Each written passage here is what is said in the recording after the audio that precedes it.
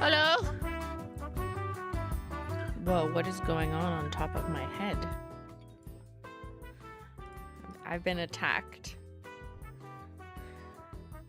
by a nest of some kind. Welcome on in. It's Saturday. Good morning. Did I wake you? How's everyone doing? It's a messy cinnamon bun morning. I did have cinnamon this morning, so I put some in my hair just to shake it up.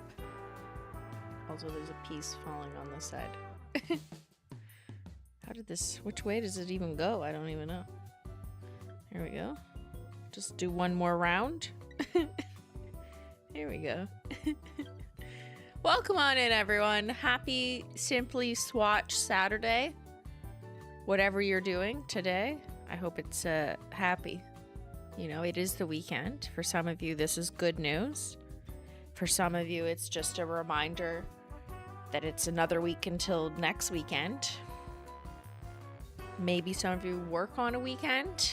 I don't know. But whatever it is you're doing, I hope you're cozy, calm, staying warm. If it's normally cold where you are, it's minus 19 degrees Celsius. Let me look that up in Fahrenheit because most of you don't speak Celsius to Fahrenheit. Let's see what I mean. -2 and a bit. Whoa, why did it give me a whole ass equation? This is crazy. Look, I just typed it into the search bar and not even Google, and then it gave me this. Like a bunch of equations. I'm like, what is this? Ben's brother?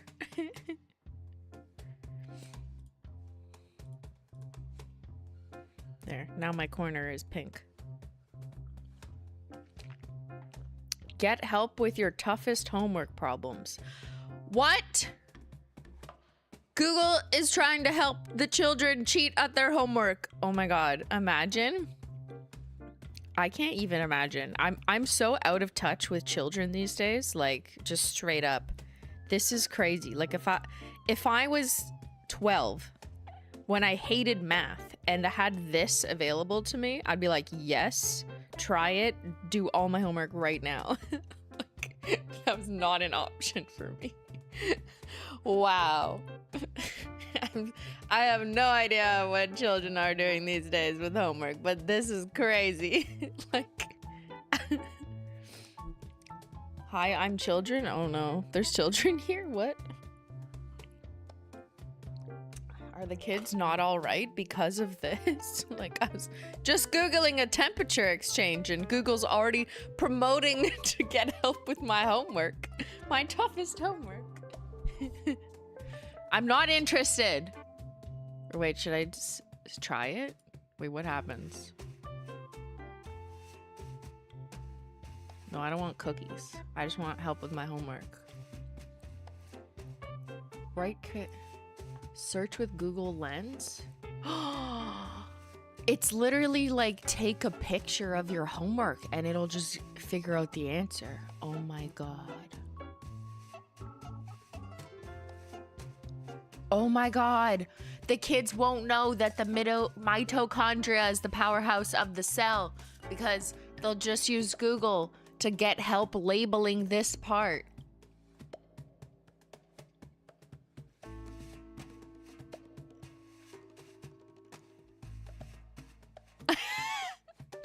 I mean, obviously the internet can do this. I don't know why I'm so shocked. But just like the way that was so promoted to me, like, get help with your homework. Anyways, there's a tangent to start off. Do your children, are you watching your children? Are they doing their own homework? Because now parents doing homework for the child isn't the problem anymore. That used to be like a thing. I remember teachers being like, make sure like your parents are doing it for you, or there was some kids who were like suspected of their parents were just finishing it for them. That's not the problem anymore. A tangent. Yes, we should measure the angle of the tangent. I'll just ask Google. I don't think Google can do my homework for me, which is swatch stick labeling. Although maybe it could if I'm just like download every recent shade name from the new Holo Taco collection and print them out on my label maker. Maybe it will do my homework for me, but I personally like doing it myself. So there's something satisfying about that. We called the library for homework help. Yeah, we had to pick up the phone. That's crazy. I have an 11 and 13-year-old. I don't even want to know what they're doing.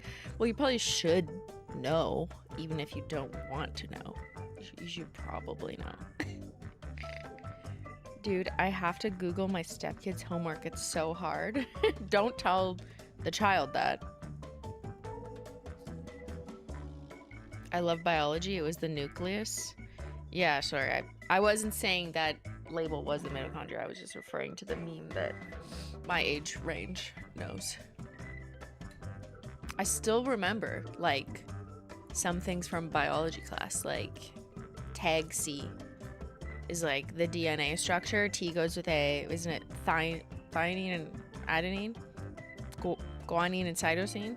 I'm probably saying it wrong. But it was like TA and GC go together in the DNA. I don't know. I just remember the acronym tag C. And then the first 20 elements of the periodic table is Halibkanafna Nam Galsips Clarka if you spell it out. But then I'd have to actually write that acronym out and then tell you what the first 20 elements are. But like, that's just what gets drilled into you when you're a child. I don't think any of that is being drilled into the child. Not that I need any of that in real life now as an adult. So, but I do wonder. I guess we'll find out in like 30 years how children are, how they are in their 30s. I think one thing, maybe, like there's probably research on this, so I'm just making shit up. I will say that. I'm assuming, but I haven't read the research, that children who are forced to memorize things over and over, even though they were things that do not matter, like who cares that I remember tag C, whatever, the DNA. No one, like that has no impact on my life. But like children who are forced to memorize things so often just have a better memory in general because they practiced like that skill. And I just wonder if you like never have to memorize things, like it's not a skill you're developing. You're not studying for exams in the same way, like trying to remember things that, yes, maybe you won't use them in your career in 10 years, but just like exercising that muscle, like of memory. I know it's not an actual muscle, but whatever. If you never do that, because the answer is just on a computer or just like whatever, do you just not have a good memory because you never practice remembering things? Is that true? I don't even want to Google it because then it's like counter to what I'm saying. Someone who studied this maybe remembers this and knows why. Better neuro pathways? Is that what it is? Yeah, it's not the actual material that you're learning, it's the actual learning, right? That's what they used to say about, I was talking to Ben about this. I don't know why this came up.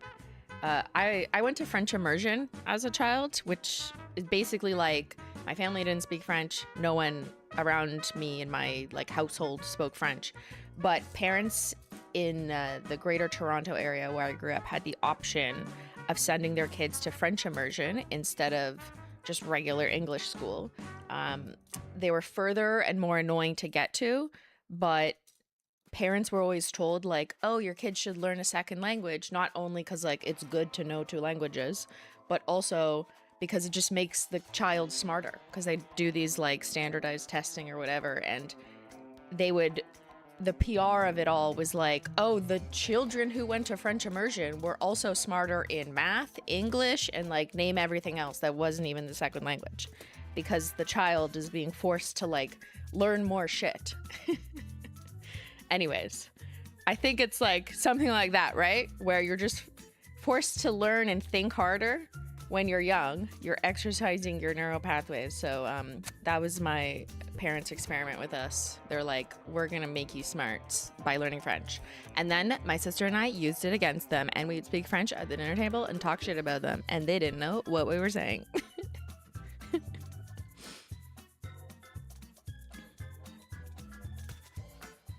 Yeah, it's about the process, not the content. Yeah.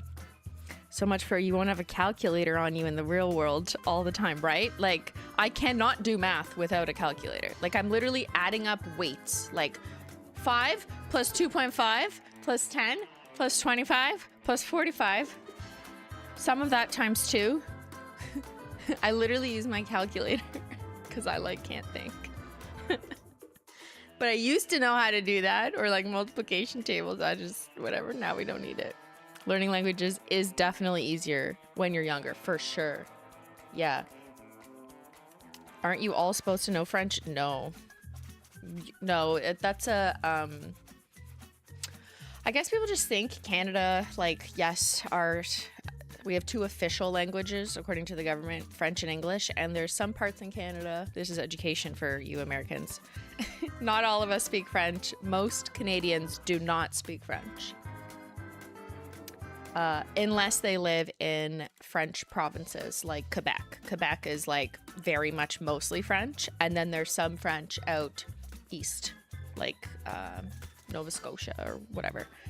If you go to somewhere like Alberta, which is kind of like the Texas of Canada, but it's not warm, like no one speaks French, or very few people speak French out there. In Ontario, which is, I think, the most populated province, if I'm not mistaken, there's not that much French in the major cities like Toronto, which is our New York. But there's some French immersion schools, which is where like parents who probably don't know how to speak French just send their kids so they can be like, yeah, go learn. But most people I know in my friend group or whatever are not super fluent in French. Some of them are kind of, but it's only because they like took French classes. And I think the only people I know who went to French immersion, I don't know that many people who went to French immersion, just me and my sister. A lot of people here in Ottawa didn't even do French immersion. They just had French classes, so like they know some French. And if you work for the government, you don't have to know French, but it helps. It opens up more position opportunities because then you can be in a bilingual position where like you could use your French if you need to in your job. So I was always in a bilingual position because I can, but I'm also not like that fluent in French. I mean, I'm fluent to you guys. Like, si je parle français maintenant, vous pensez que je parle du français bien, whatever. Like, but if I were to speak to someone from Quebec, they'd be like, no.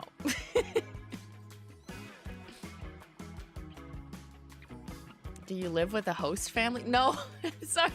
It's not an exchange program.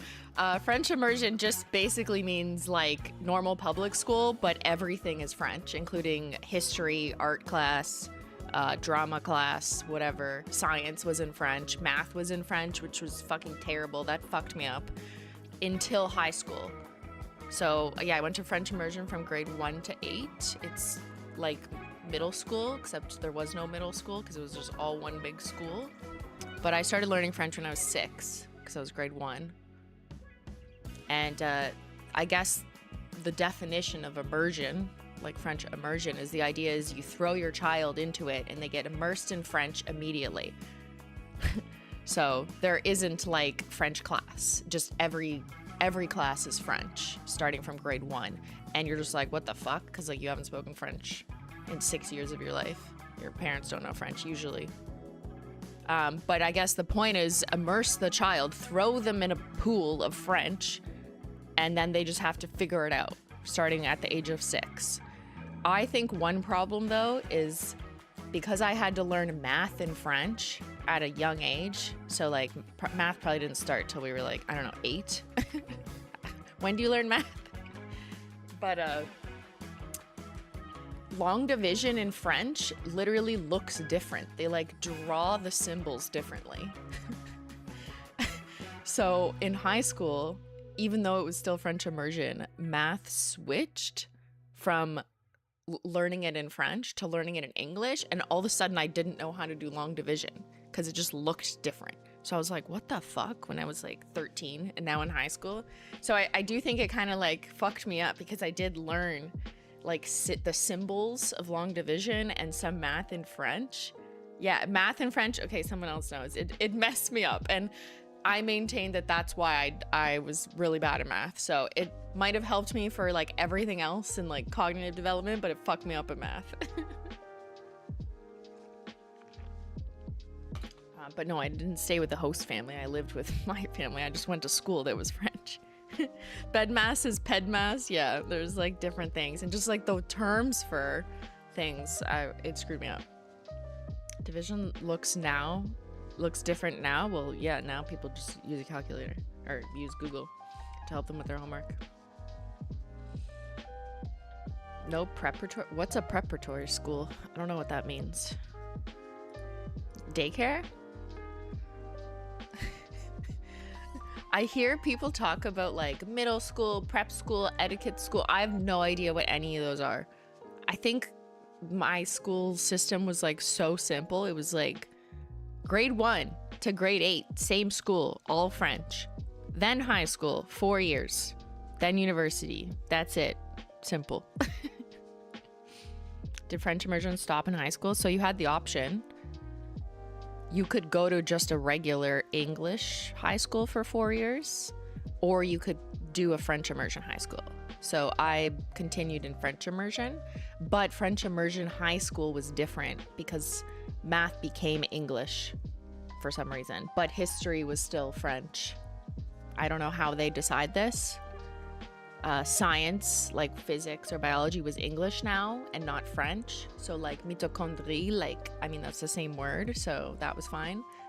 But there was some things that I had been learning in French that now were English. I don't know why they switched some of them to English. But by that point, we were pretty good at French after 8 years of immersion. Would it have been harder to switch into an English high school? No, I could have gone to English high school, but my parents were like, why not just continue? So I just continued. And it was kind of nice because like all of a sudden more classes were in English instead of all French. They were just like half in French. Again, I don't know how they decide, but history was always in French. Maybe because not many universities would offer math and French. Yeah, that's probably why. No one I know went to university and did like the French degree, even if you were immersion. Like our French was just not that good. We were not going to start writing university level papers in French. No, thank you.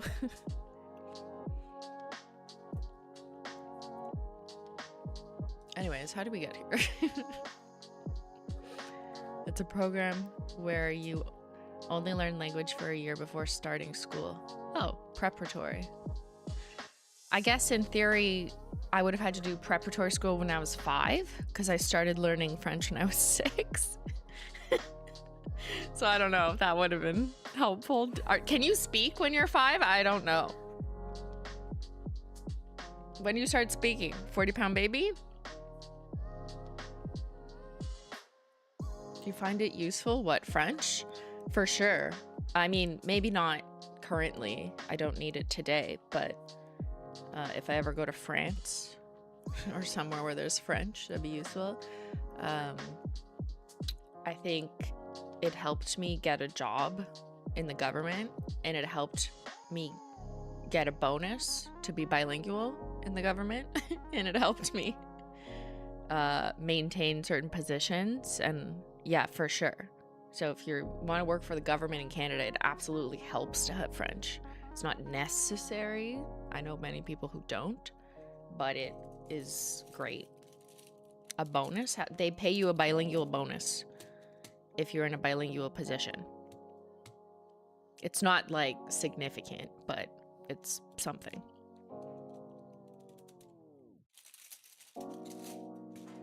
It's like an incentive, to get people to keep up their levels. Like you have to take exams to prove that you can speak that second language and blah, blah, blah.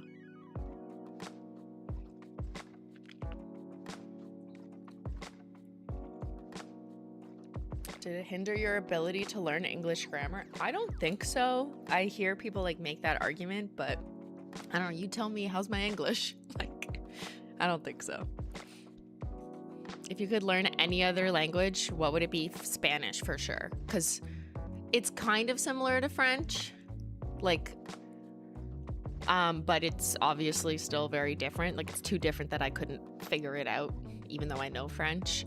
But that one would be a language I would learn. But I feel like I'm too old now. Like, I wish I had tried to learn it when I was younger in high school, but I was too focused on French, which made sense living in Canada.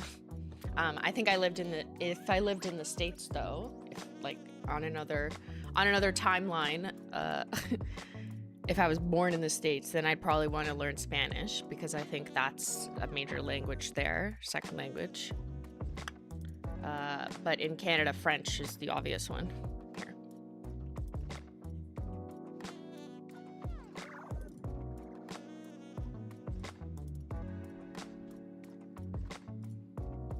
You're not too old. Yes, I didn't mean it that way. Like, I do wish I had learned more languages when I was a kid, but also when I was a kid, I was probably like, I don't want to learn anymore. This is too much. It was too hard. It was very hard, but I'm glad that I was forced to do it in retrospect. I mean, I guess it wasn't really my choice. When you're 6 years old, you don't choose what school you go to. Did they offer Spanish and French immersion? Yes. There was a Spanish optional elective class, but I didn't take it because I think I chose like drama or like a different art class as my extra elective. I don't know. I was just like, I'm tired of conjugating verbs. I've done it so much with French and I fucking hated it at the time. So I didn't choose Spanish class. Oh, I'm not playing Supermarket Simulator. Let me turn that off. And we can open up. We're swatching today. We could swatch en français. Qui va apprendre du français? Ça fait longtemps depuis que je parle français, mais parfois j'oublie parce que je pratique jamais. I said it's been a long time since I had to speak French. And sometimes I forget because I don't really have an opportunity to speak it. Alors, c'est j'aimerais plus d'opportunités. That's not even, I'm just doing franglais right now. I would like more opportunities to speak French. I kind of wish I had them in my life. When I was working for the government, there was absolutely more opportunities. Not really in the last job I had because no one really spoke French there. It just depends on the team. But when I did work at corrections, I had a boss who was like very francophone and didn't really speak English that well. So I would speak French to them. And I kind of liked it because it was like a good, almost daily practice tool for me to keep it up. And I just don't have that now. I don't have someone, around me or a reason to speak in French to people.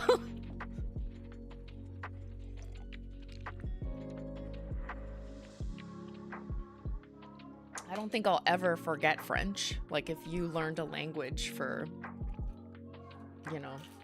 12 years of your life in school, you're never going to forget it.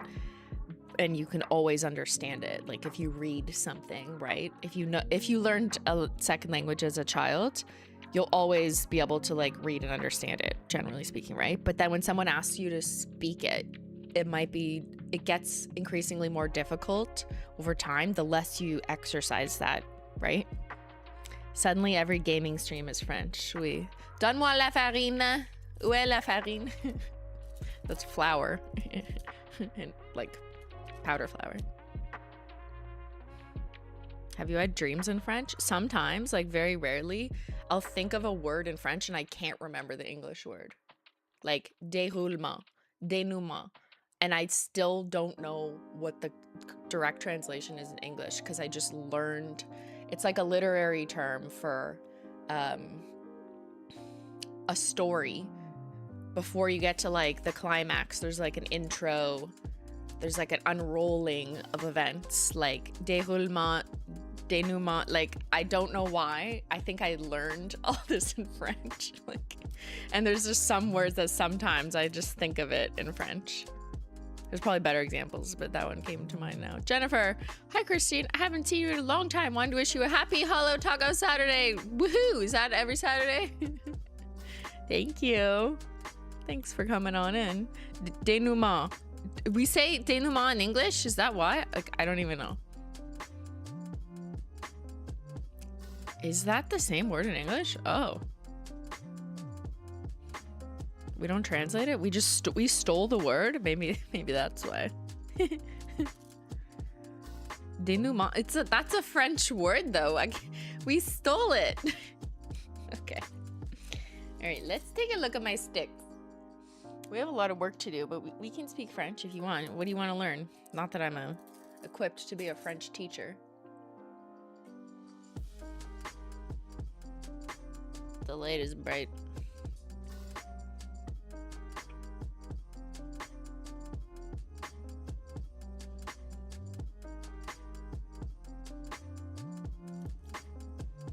Okay, what's on my nails?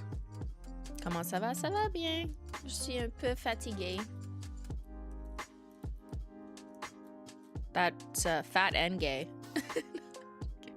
That's what kids used to think. Fatigué. Fatigué means tired. But when we were like 8 and we learned that word, everyone was like, fat and gay. So immature. Oui, oui. Ok, d'accord. Mais voici mon autre main. C'est quoi? Je porte sur mon autre main. What am I wearing on my other hand? Just a different mix of les crushed holo. Les holographiques grisés? No. I don't know what crushed is. It's a little bit of Renaissance collection, but then I've also got Espresso Your Holo and Holo Cappuccino. So it's a little bit like a Valentine's Day chocolate Skittle on my super short other hand. Ooh la la! C'est la Renaissance avec les cafés barista holographiques, bien sûr que oui. Et puis sur mon main hand, je porte du Pretty Privilege, mais aussi du Reflective Taco. So Pretty Privilege magnetic, done the velvet way, right? So you can see it's dark on the side and then bloop. But I'm also wearing Reflective Taco on top because I was just like, I don't know, I kind of want more. So that you'll only see at certain angles, but it just adds like an extra little silver pop when there's a flash on it. And I was like, yeah, give it to me. But just something simple. Whee! Whee! I'm flashing you. Whee! Beautiful. Très belle. Did you guys get yours yet? If you ordered the Magnetic Attraction collection? Some people might have gotten it. For others, it's coming. It's still shipping.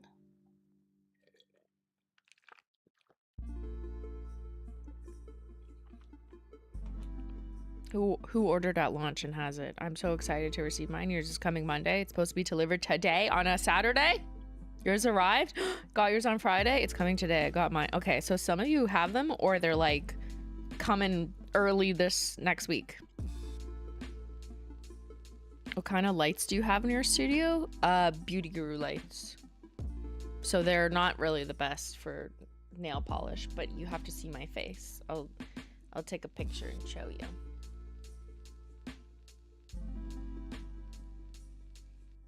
It's not really gonna work. There. These lights. Look, that's you, the camera. That's you right there. Yeah, so these are like diffused Beauty Guru light. I just call them Beauty Guru lights. They just have like a big diffuser on top of them so that when you see my face, it's just like not spotlighty or whatever. And it's just equally well lit. But that's not the best for showing nail polish. So I do have a little tiny micro spotlight on the camera that's here. So it kind of flashes down, but it's still being tainted by all the diffuse light around, which is kind of what makes like even my hand look like it's a little bit shady in here. You know what I mean? Like we're outside. I mean, I know you don't actually, it doesn't look like we're outside, but it's not the perfect spotlight that I would use when I'm taking pictures on my other desk, and I actually turn off all the beauty lights. Do you not get a headache with those lights? I mean, it is kind of annoying. Bring back 2016 exposure. That was just me not knowing how to use like aperture, ISO, and shutter speed. Like the triangle of things you have to learn. It's like a whole language. Speaking of languages, I had to learn the trifecta of DSLRs when I was 26, and I obviously didn't learn because I had no idea.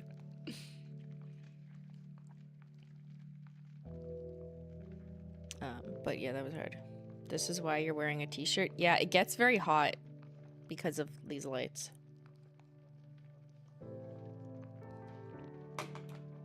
And the computer. It's 21.8 degrees in here, which is 71.2. Which is hotter than like if I walk outside into the hall, but it's because of the lights and the computer. Even though this is a pretty well ventilated room and it's like in a basement. It's just the tech makes heat. And it's very low humidity. I know. Yeah, that's why I'm always dying. I'm running my first official half marathon tomorrow. The theme is hypothermic half, and I'm thinking of either in a flurry or chili skittle. That's fun. In a flurry would look so good when you're running. I know, it's so dry. I don't know. What do I do?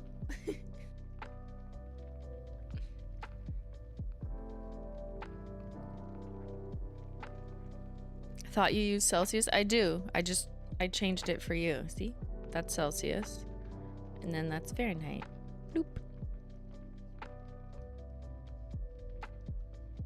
Bloop. Bloop. Bloop. Get an air humidifier. There is like this house has a humidifier, but I think it's just the rooms do different things, and I wonder if the tech in this room just like dries it out. Does that make sense? Or maybe it's basement. I don't fucking know. Boil a pot of water. Okay, I'll get right on boiling a pot of water in my nail polish studio.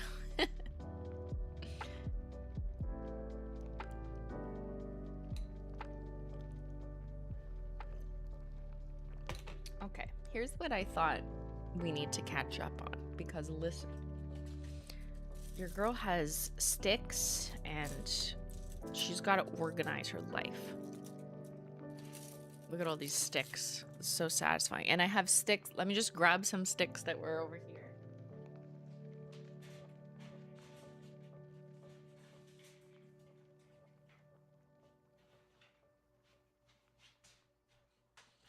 I have sticks that haven't been stuck.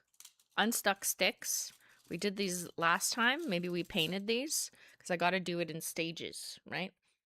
I can't paint the stick and then immediately put it on the wheel because then it might be too wet.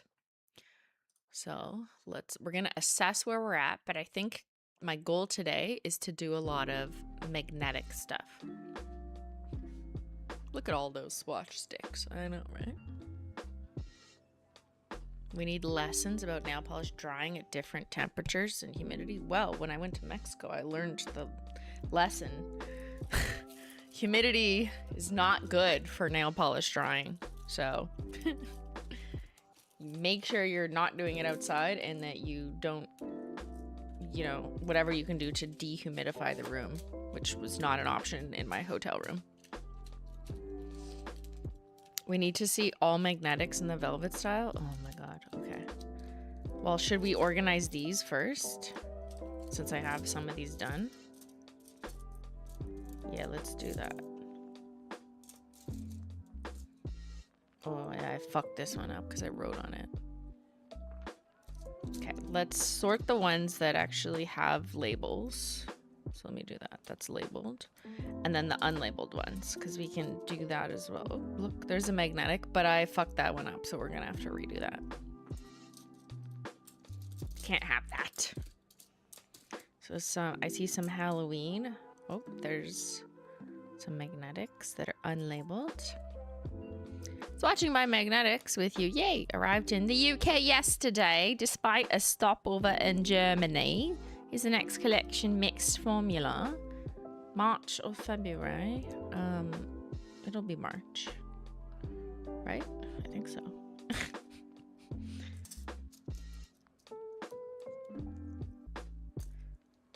Aqua glow in the dark taco. Like you're gonna see that. So toxic. Yeah, because last time we finished Advent, right? And Halloween, there's Diamond Dasher.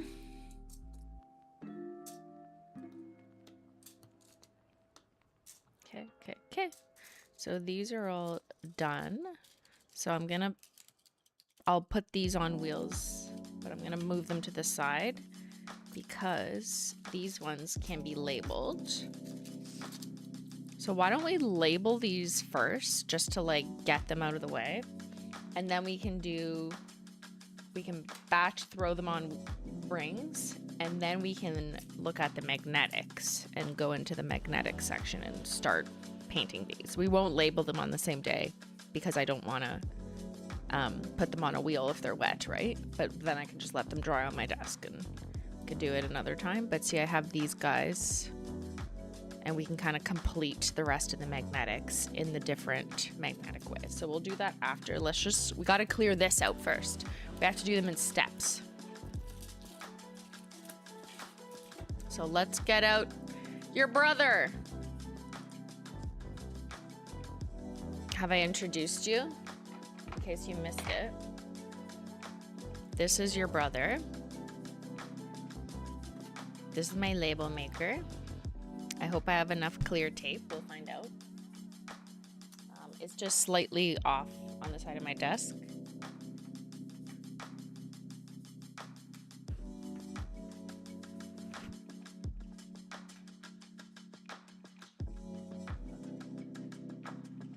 Because it has to be plugged into the computer. It has like a short cord, so that's the furthest I can get it. But yeah, he's right there.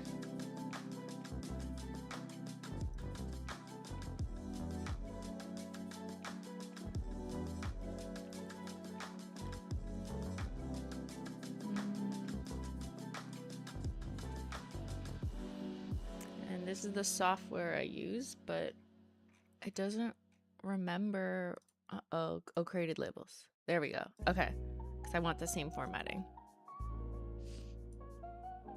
The link for your brother, the label maker that I use, is in the video description box if people care for the label maker.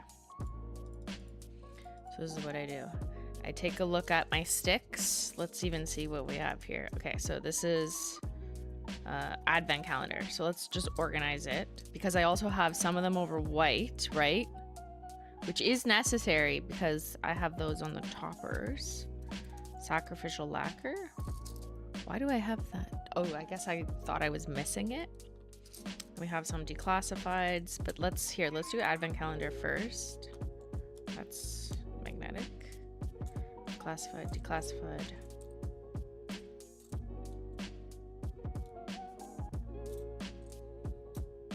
Magnetic. Okay.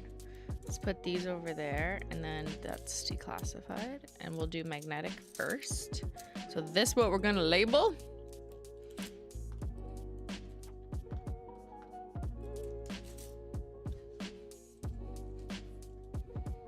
I loved the advent calendar. I hope you do one next year. We will definitely not be doing an advent calendar next year.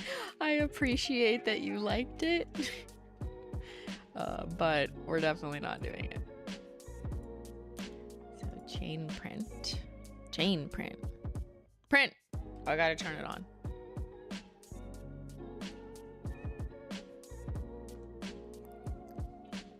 Let's see. Bloop. Okay, so now it's printed, but it's sticking out there, so it's chain printed. Just wanted to show you. 11 months of asking for not the baby, no money, girl. Oh no. We need pirouette pink. That one was like the one of the least voted for, if I'm being honest, in the bring back survey, or the like vote which ones you like the best. I don't know why. Call Me Vixen and In a Flurry were up there for sure. I mean, I know why. Statistically, the Holo Taco hardcore people who aren't the normies, but the people who are like answering our surveys and really into it, they're not picking pirouette pink. They're just not. On average. Maybe you are, but they're picking like the opposite.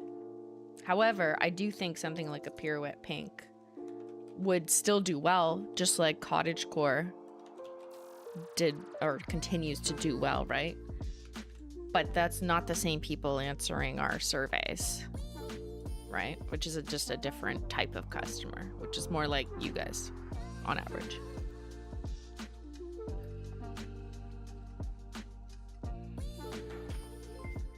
I hope Silent Night comes back. I missed the calendar, but I'm a Corelli completionist.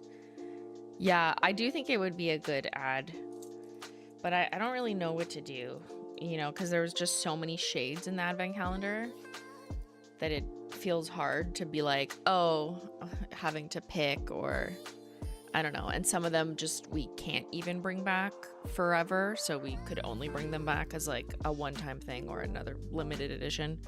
So still trying to figure out what to do there.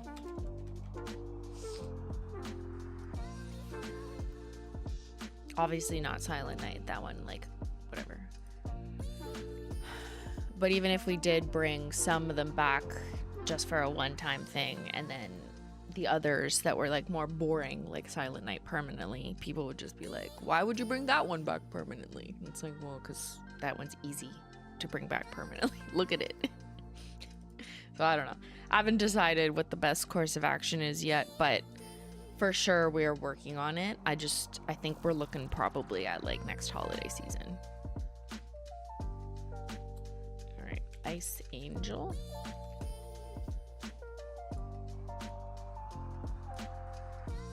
Oops, what did I do?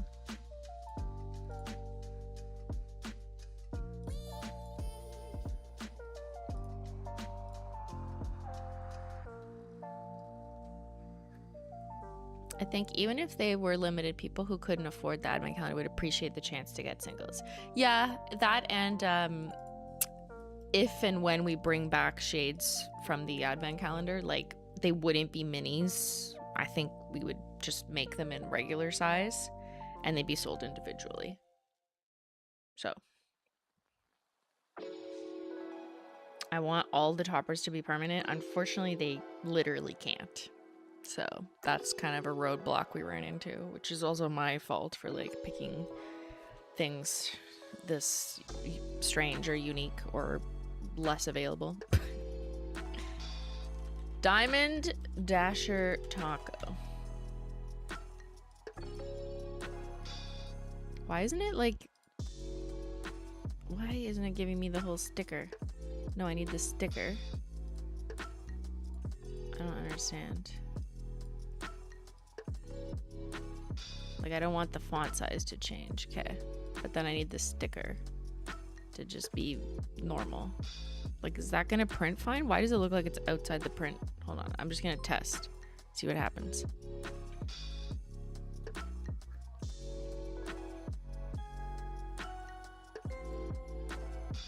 Any chance any of the toppers can come back? Some of them, yes. Some of them are trickier. And if they do, it would just be a one-time comeback. So that's currently what we're looking at. And honestly, it's probably not going to be until next holiday season I'm being realistic and holistic about it. Holistic. That's not really the right use of that word. But whatever. Unclick fix length. Is that what I need to do? Oh, oops. Thank you. Do a limited time maybe? I love all your others too. My job just doesn't embrace old colors. Yeah, we could do that. Oh, it did cut off. Look. Diamond Dasher talk. Motherfucker. Okay, yeah, we gotta redo that one.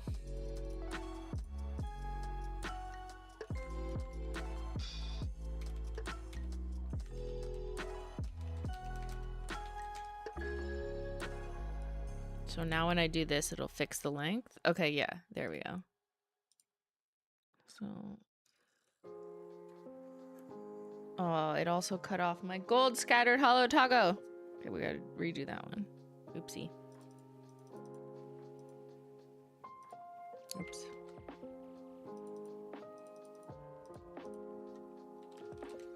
Gold scattered Holo Taco. See, I don't want the font to be smaller, so I just gotta do that. And then I'm okay. Alright. Bring them all back as limited edition full size. Keep the ones you can. Yeah.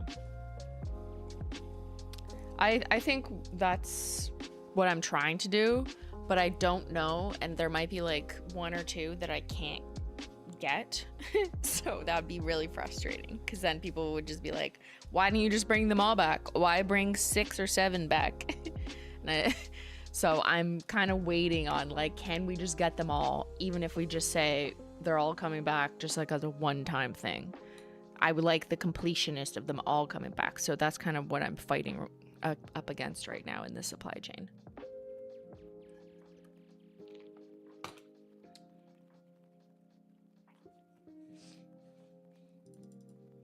So I'm gonna need 2 gold scattered Holo Tacos. Oh, and 2 Diamond Dasher. I should have done this properly, because I have it on black and white.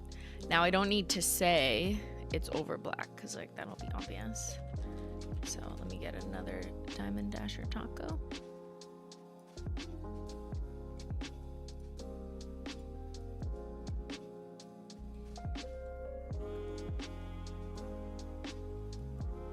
Keeping the ones she can defeats the purpose of limited edition. I mean, yeah, to some people, yes. But occasionally we do ask you guys, what would you like to bring back? Like, royalty gets to choose, and we bring a few things back if we can. So I just think the complicated factors, because there were so many in this collection, and I do like the vibes of like, they're all back, and it would give everyone the opportunity to shop all of them, but I can't bring them all back permanently. That's just literally not a possibility because of the pigments and whatever for some of them. So I don't know. I think it would be like a one-time thing, just to simplify for all of them, even though something like Silent Night doesn't need to be that. Like, I'm just being honest. I just feel like it's too complicated messaging, honestly. And people would just be like, well, why not this one? If this one, why not blah, blah, blah. So sometimes it's just easier just to be like, yeah, they're all just here one time. That's it. I don't think anyone would expect that. Which part? And I can't remember what it was answering. Wraith Havoc Taco. Oh, you mean like them all to come back permanently? Yeah, I don't think anyone would expect that either. I think some people might have expected a couple of them to come back permanently. But I'm kind of I'm feeling like I don't think we can bring back the ones that people wanted permanently. So that's the problem, you know, that I'm running into for supply chain reasons. That's outside of you guys just voting, which I would like to just use that, but that doesn't always work. Did you ever think going into this business that supply chain would be such a challenge? No. Like, I feel so like, humbled is not the right word, but like shook at how much I have learned because I was so naive before, like, being involved in the business side of this. I was like, can't companies just like make anything they want and just like release it and have it forever? Like, no, they cannot. So I definitely appreciate the challenges, and supply chain challenges have gotten way harder, obviously, in the last year. Thank you, tariffs, etc. All right, I'm just making sure my topper wheel, I gotta figure out which way to stick these on. But yeah, there's so many challenges. Okay, we're gonna stick it on this way.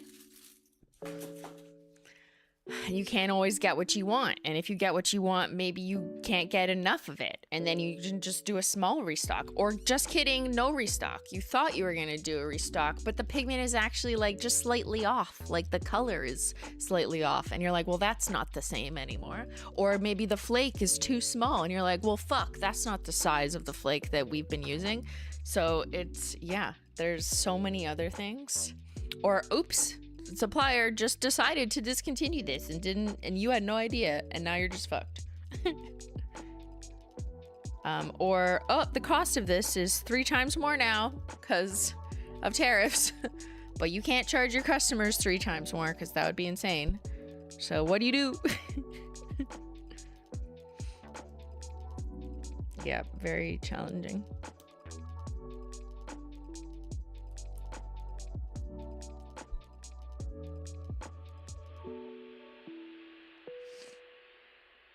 Gold scattered Holo Taco. Wreath Havoc Taco. You cry? That's what you do? No.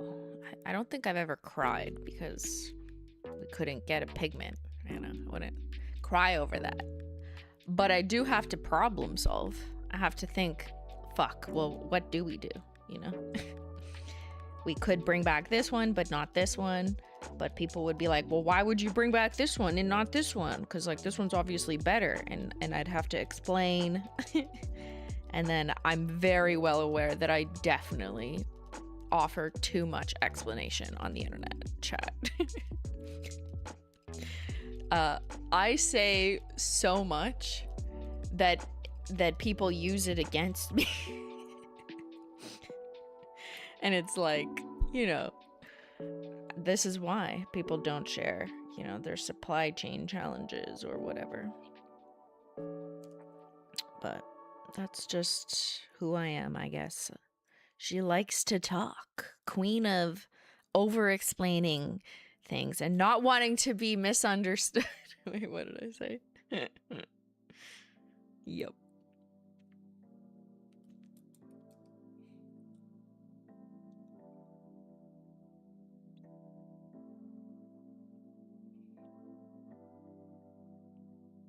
Say more. I do. It's a Libra thing? It is?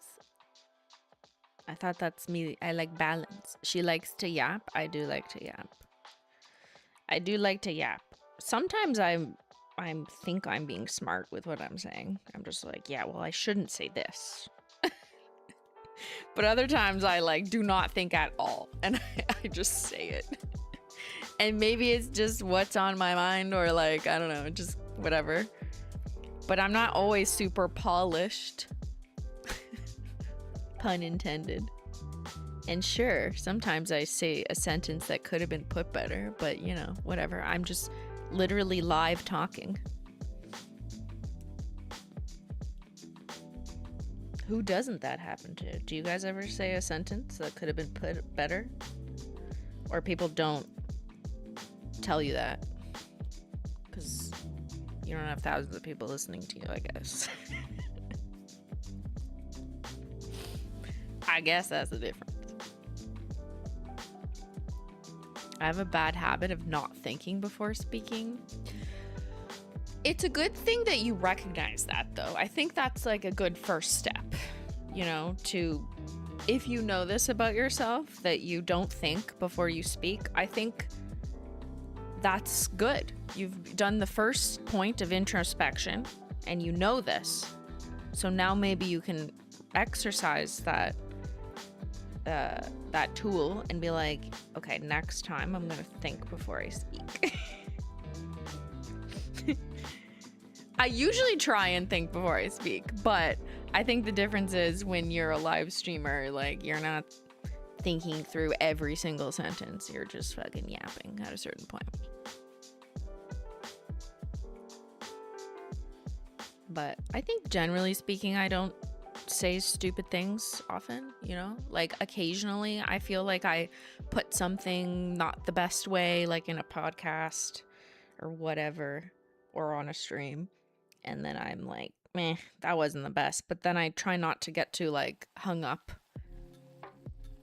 on it, because if I do, then I'm just gonna, like, crash out, you know what I mean? And I just hope that it's something people will just be like, whatever, you know, give her the benefit of the doubt, like, maybe there's context. And even if they don't think that about me, I know that about me. I know that, you know, I've said something that had more context related to that at another time, or I know that's not how, whatever. And it's just like, I guess you need to have the confidence that, you know, you feel good about yourself, even if someone took one thing you said and just ran with it, and you're like, come on, man. Whatever.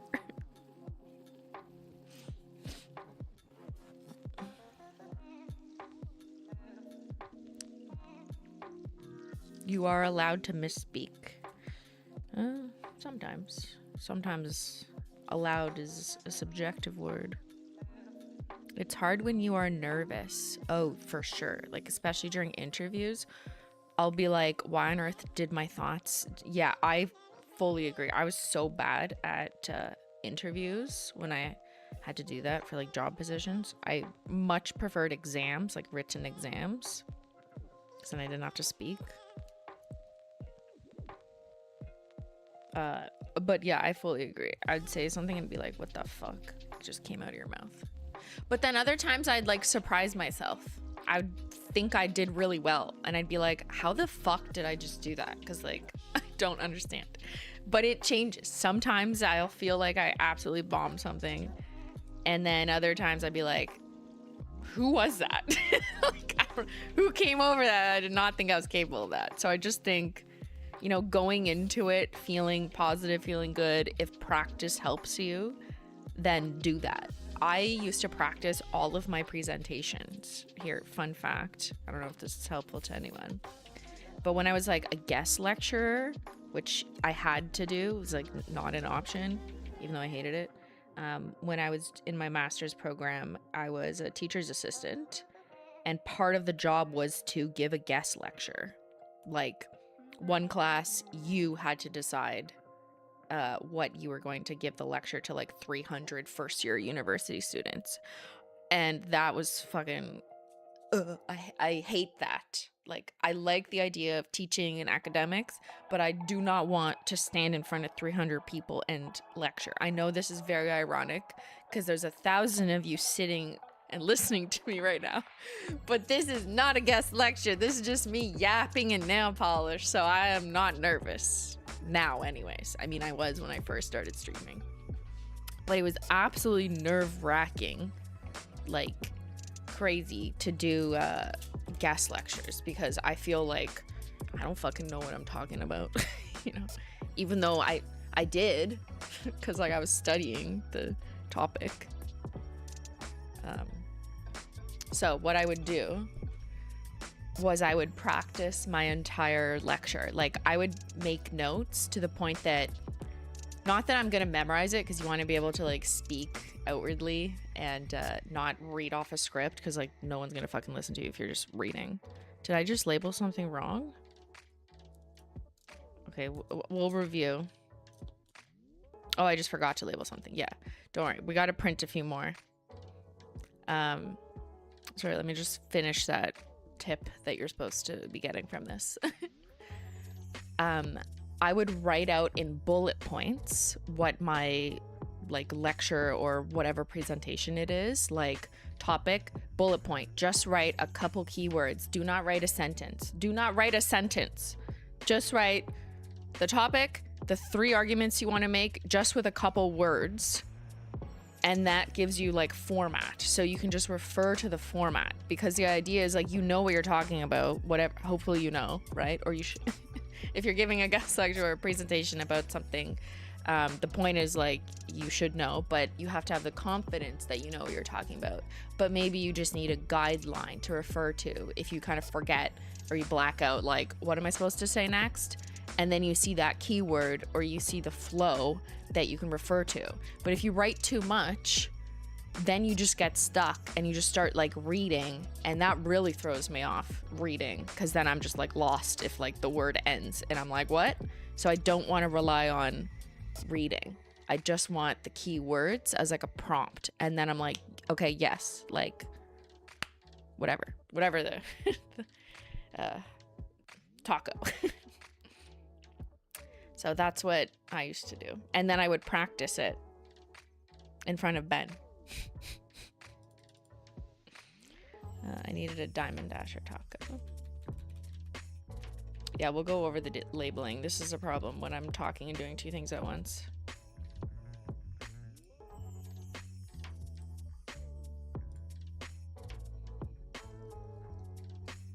Reading is cheating to me.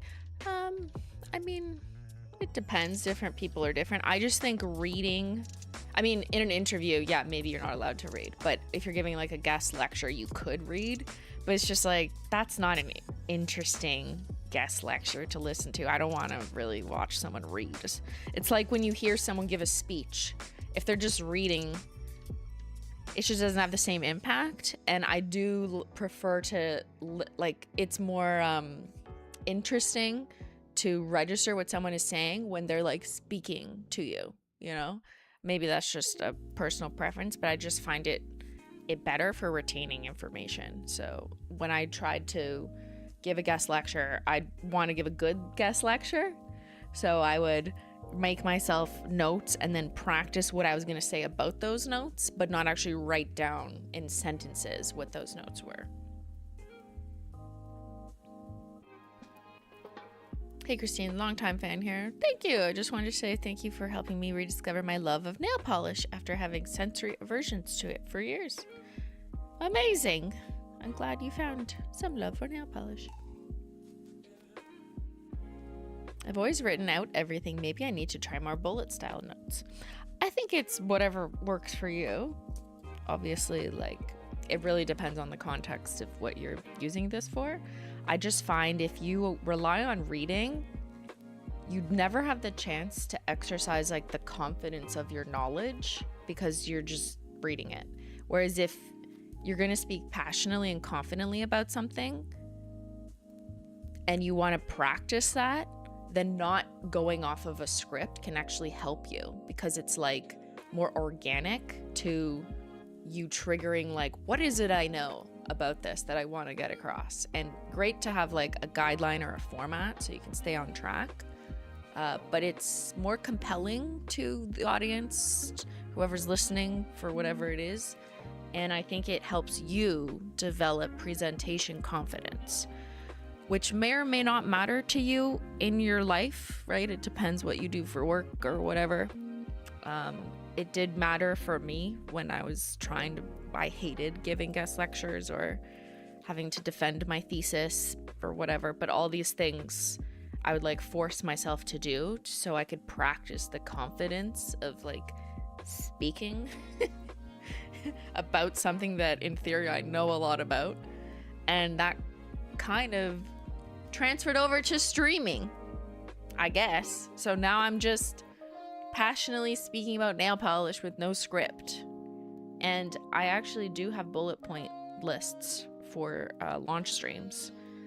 They don't say very much other than like the agenda, because like I don't really need to write anything down. Like, what am I writing down?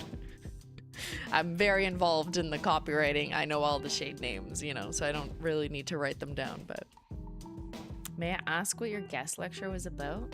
Fuck, what was it about? I think I did one on like being tough on crime. Like the problematization of being tough on crime, and how like I remember drawing on the chalkboard that like the theory was like you widen the net of who is defined or what behavior is defined as criminality. So I'd like draw a net with like little lines in it with like fish I drew. And then I'm like, and now criminality, the net is expanding to capture more fish in the net. I don't know why. I just remember doing that. I was like, this is gonna make so much sense to the students. I think that was one guest lecture.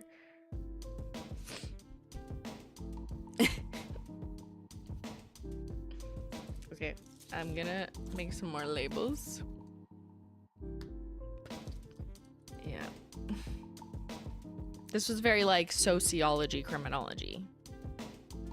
I literally drew on the chalkboard fish. I know, yeah, this is kind of embarrassing now that I'm thinking about it. I fucking drew fish on the chalkboard for criminology students. I'm sorry if any of you were there. This was like 15 years ago. I do like metaphors, so it helped. I have to present on Zoom calls with the big wigs in my company. Always super nervous, but thankfully it doesn't sound like I am. Yeah, like being in meetings, having to present an idea, a deck, present to corporate or whatever. Like these are all things a lot of people need to, could benefit from different types of practice in.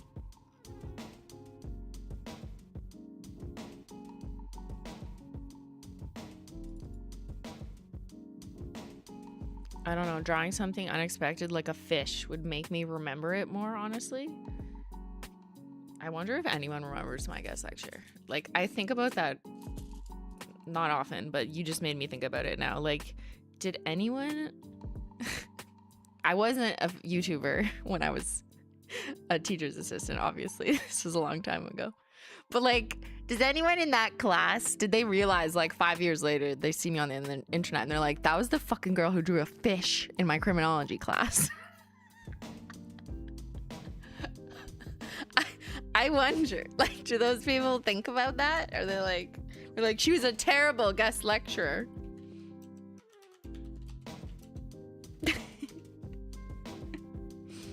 I don't know.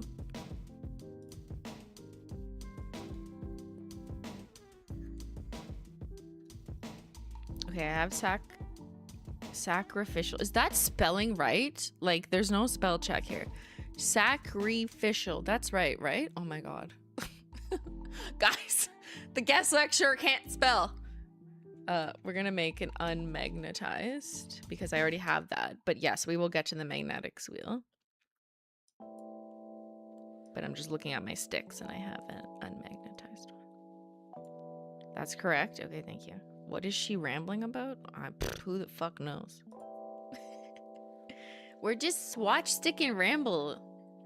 Yapping day. Sacrificial. Yeah, I should write the word fish. Why did you choose fish? Because...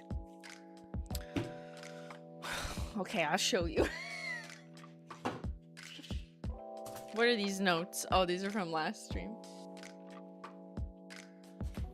Okay, here's all I remember from one guest lecture I did 8 million years ago. I said, okay, these are fish. This is a fish, okay? Whee. Why can't I draw a fish now, okay? Oh, look, there's some fish over here. There's a fishy over there. There's a fishy, okay? And then I was like, okay, so... You know, legislation, the Canadian Criminal Code, you know, last year defined crime as these fish. And now we are adding to the definition of what is criminal behavior under the expansion of different bills and legislation that aim to get, quote, tough on crime. So what happens is now they cast a wider net and we catch all these fish. And all these fish are now apparently criminal behavior. But this fish was not a criminal behavior previously. It was just chilling in the sea, and now he's in the net. So they cast a wider net, and then what happens when you keep casting the net? You just catch all the fish, and then there's just no marine life left. I don't know. And who decides? Who decides how big the net is? How wide will the net go? Yes. It made exactly this much sense. Yeah, the jail is just full of fish now. What do we do? There's no fish not in jail. They're all in the net.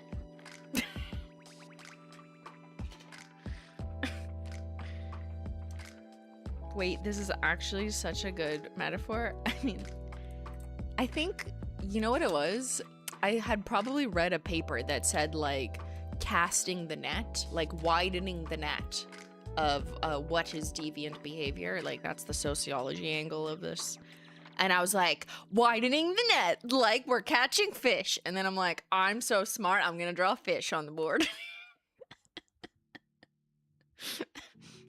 Now there's no fish left, because every fish is in the net.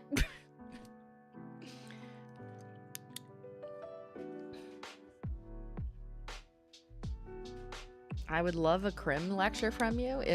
No, you wouldn't. I honestly don't remember. Okay, it's not that I don't remember, but just I would need to freshen up, you know?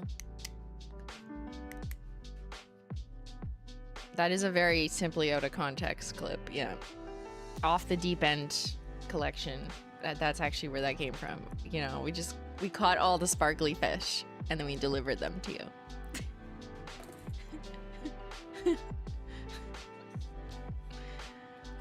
I could probably find my guest lecture like on my computer because I save everything, including all my papers.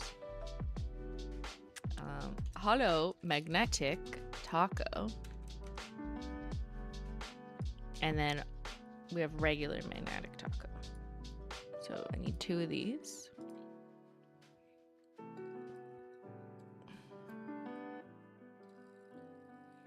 It actually perfectly parallels trawl fishing and how it picks up fish they aren't actually targeting. Yeah. And the point of that was to, like, you know, force the listener, the student, to think about, yeah, why do we want to pick up those fish if they weren't picked up before?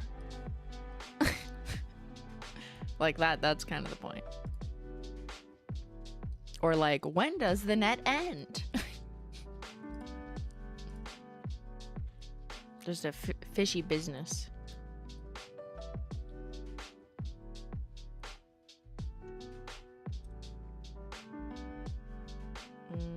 Okay. Oh, declassified. Let's do declassified.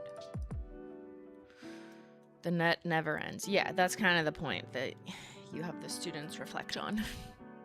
And then they write a paper on it. Cool Ranch. This is what my life is now, though. This is my life instead. Labeling nail polish. Oh, you want to know something fucking hilarious? Wait, I'm gonna find it. I don't want to misquote it. I laughed so hard. I want you to laugh too. Where is it? Nail. I think it's in here. I might be wrong. It could be a different one. Let's see. No. Give me all comments.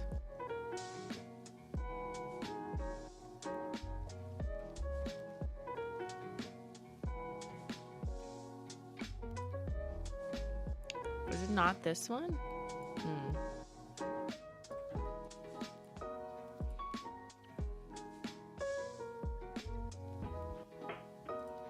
Might be a different one. Let's see. I think it was this one.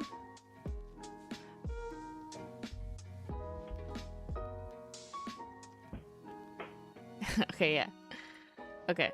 So you know this, right? We did a stream on nail trends, and I titled this one, I did a meta-analysis of reported nail trends for 2026. trends 2026, allegedly. Here's my methodology. When you Google nail trends 2026, you get a lot of beauty articles. They curate the trend. So they'll scour the internet. They'll ask like nail artists or celebrity nail stylists. They put together what they think the nail trends are for the forthcoming year. What I decided to do was take 13 of those publications and I read them all, did a meta-analysis of them, which means the results of like studying the studies is actually kind of more valuable than just cherry picking one study. If you only read Cosmopolitan and we're like, yep, these are the 13 nail trends and that's it, then we just don't have a broad view of like, is that even accurate? Is that what anyone else is saying? Do all the studies agree? Do they disagree? Is there concordance, meaning like there's a lot of them agreeing, or are they all over the place? Too long didn't listen. We're analyzing the analyses. So a meta-analysis is very useful. Okay, you remember this, right? Because we did this on stream. Anyways, this was a short comment. Using academic words to seem smart when all you did was see if any trends overlapped through multiple interviews. Bruh. What do you mean all I did? I explained what I did, because that is what I did. What? How dare I? No, definitely not an academic. Use academic words. I like how the responses too. Christine is a statistician, and the term she used here accurately describe what she did. This was her job, literally. You know, sometimes it's funny just like having a random person who doesn't know me, because it's like a peek into what the average person just like happening upon me would think. And sometimes I have to consider that. Person doesn't like know who I am or whatever I just did for school, or that I gave guest lectures about fish and criminology. But like, it's kind of sad also because it's, you know, sees a woman use a fancy sounding word, immediately thinks she's just doing it to sound smart and couldn't possibly understand or have been in academia. So I'm gonna comment that. I'm gonna call that out, you stupid girl. So some of this is a bit sad because like that's what I see when I see this. But then like I know who I am and I know what I did, so I just also laugh. I'm like, that's a good one. That's funny. Yeah. How dare I act smart, guys? I'm just this stupid nail polish girl. You can be both. That's like my whole life mission, is that you can be both. You can be stupid nail polish girl and you can be academic, smart, criminology fish lecturer. Or insert whatever other intelligent thing it is that you have about your life, right? Everyone is different. Yeah, and what really matters is that you know who you are. So I choose to laugh at this. I thought about replying and then I'm like, whatever. I just... Setting up the Simplyswatchlogical PhD program. Women in STEM. Yes. I have learned a lot from Christine. Oh, that's nice.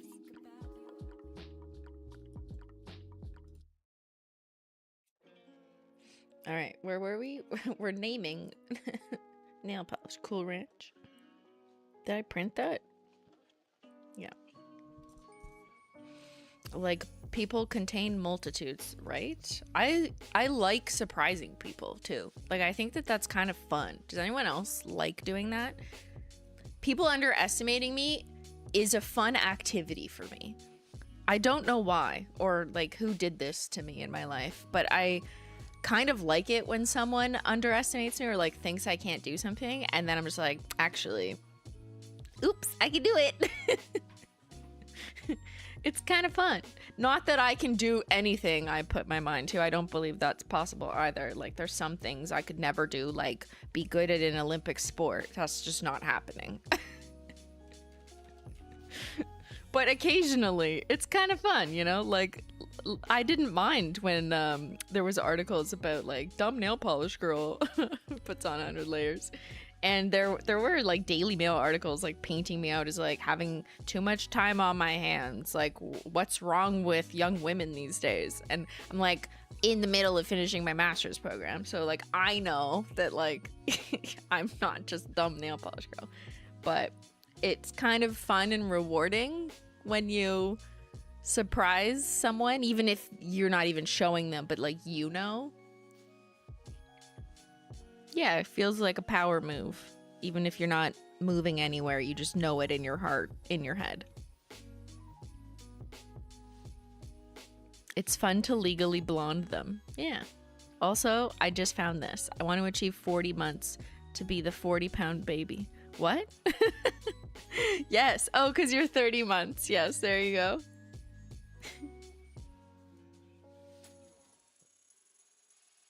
I absolutely hate someone telling me what I can or can't do. Yeah, that is not cool. Especially if, like, when you were a kid, let's say you had, like, parents that were not very supportive or that would say things like that.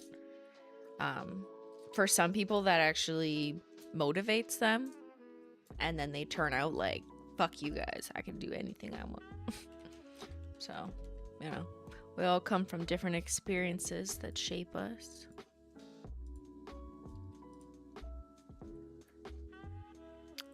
One thing I like to surprise people with, some of you know this, is like how many pull-ups I can do. Which is like, why? But it's kind of fun. It's kind of fun that people, another thing people wouldn't suspect of like nail polish lady who, you know, paints nails for a living, is like any man who comes around to this house, I'm always like, how many pull-ups can you do? And they think they can do like a few. And I'm like, okay, let's see if I can beat you. And they're like, girls can't do pull-ups. And then I beat them. I don't know why, this is just fun.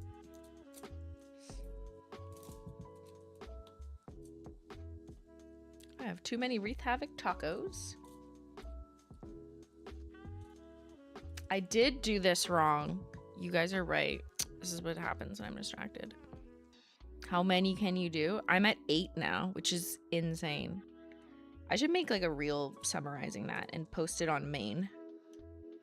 Just for the satisfaction of shocking people. Because like I don't really post that on my Instagram, so I think people would be like, what the fuck? Yes, I can do 8 unassisted pull-ups if I'm feeling good and not sore as of this month. Exactly a year ago, I could do 1. So, and I've been filming it ever since. So I have footage of me doing 1 exactly a year ago in February. And then doing 8. So I should, I don't know, find some fucking trending audio. Make that a reel. To be clear, doing 1 is hard for a lady. And I don't say that to be sexist. Like, literally, it is muscularly, from a composition perspective, very difficult. No matter your weight, because it's all relative, because it's your own weight. For women, generally speaking, to be able to do 1. Like, if you can do 1, it means you've been, like, training for it. It's not easy. Try it. Like, it's... A teenage boy could, like, do many without ever training, on average. But, not so easy for ladies. But that's why I'm like, fuck you guys. I'm gonna... you know, train it.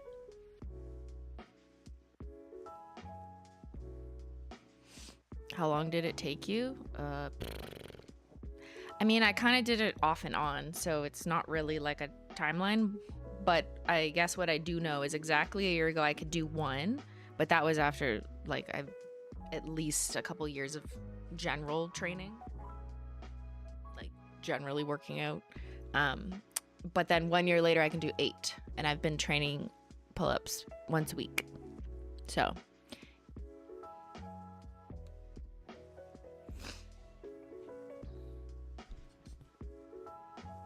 I'm literally lifting for the purpose of being able to do one pull-up. That's what I did for a couple years, like off and on, because I was nowhere close to being able to do one. Like in 2019 when I started going to the gym, which is normal.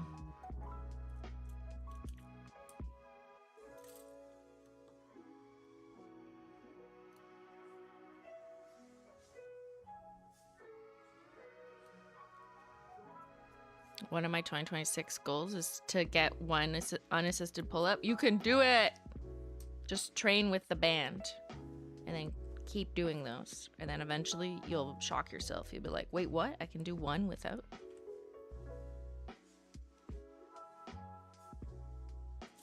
Cool range.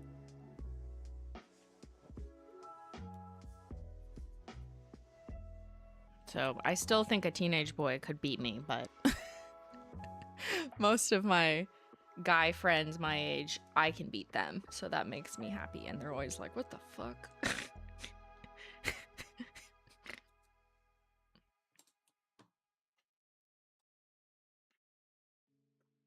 Where's well wishes? Did I not print it? Okay, we got these magnetics. I have another Diamond Dasher taco.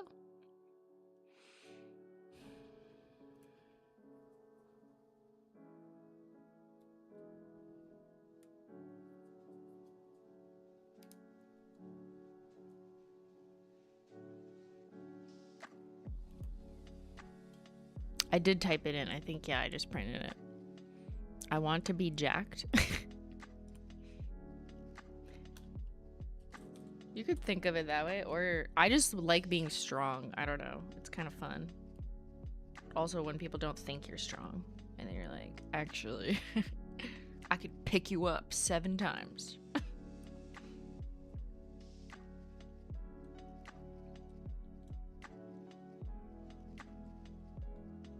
Everyone needs a hobby.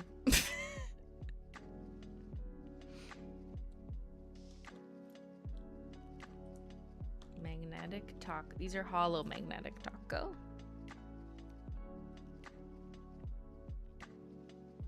Was your upper body relatively weak before you started weight training? Yes. If you go back to the remember when I did my nails on the elliptical? I remember like me making fun of myself for being so weak in that video. Like I was like going like this, and I think you like objectively just looking at me like it looks like I'm weak. I mean my arms were lanky and I know I was weak, so absolutely I do think I was very weak, but could change that. My hobby is hoarding nail polish and painting my nails. Me too. I'm a woman of many hobbies.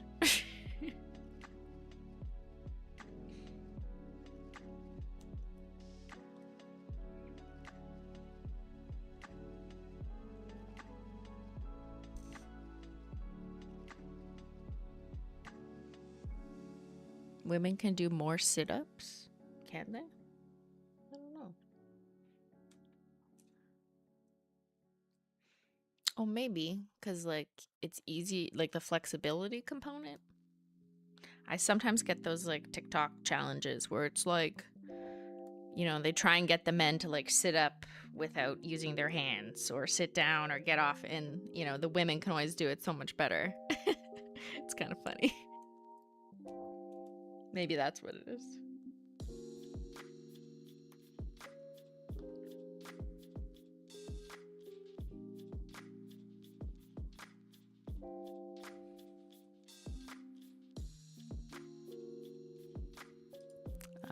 I think I did miss a super chat, yes. Oh, did you look up the brownie pudding? I did, the Ina Garden viral brownie pudding. I don't love it, to be honest, because it's just like it's just a lot of butter and sugar, and I would prefer to make a version of that that's like a little bit more what I like to eat. So I think I'm gonna make my own version of it. That's still eggs and sweetener of some kind, but I'll probably use like a cottage cheese or like a Greek yogurt or something as the way of fluffing it. But then it gives me protein so I can do 8 pull-ups. But yeah, I did see that, and then I was like, I don't think I want to make it like that, so I'm gonna make it my version.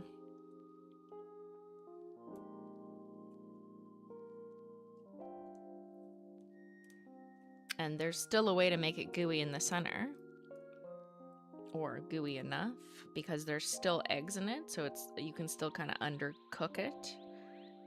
And then depending on like the ratio of cottage cheese, oh, this one's a little long, then that makes it like more liquidy. At least that's a few recipes I looked up they still looked like it was achieving what I wanted to achieve. So butter is amazing though. I guess like I just get used to like not really eating it, so now I just do not crave it at all. Instead, I'm like, I disgustingly crave like, you know, flavored Greek yogurt. Like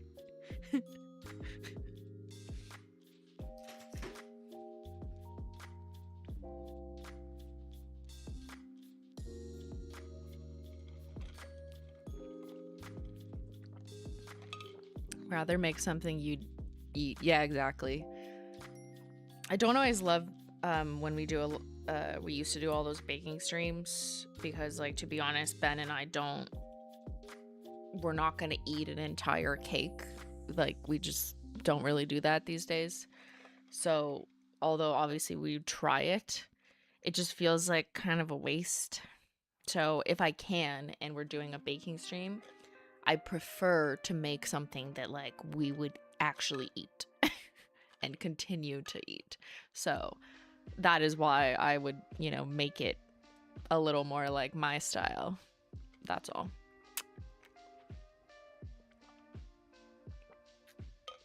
Just feels kind of bad to,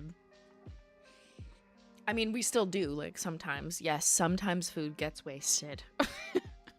But I don't know. If I can avoid it, then sure, I'll make my own version. Oh, here's the other magnetic tacos.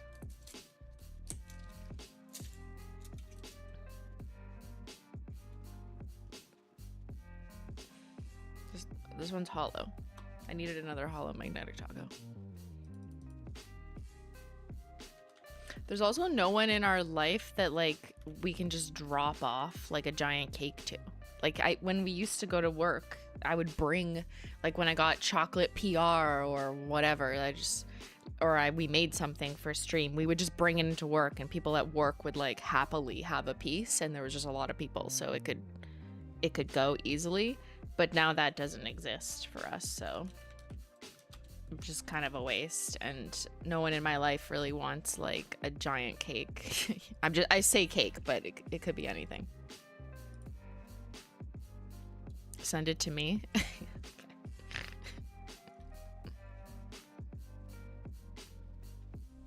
I'll send it to Silly Munchkins.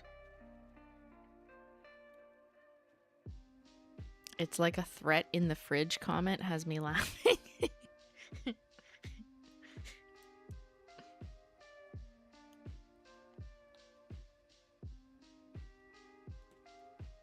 Oh no, I stuck it on sideways. I've been trying to eat 100 grams of protein this week. It's not easy. I think I'm like so rare that I get too much protein. That sounds like such a brag, but like I don't know how.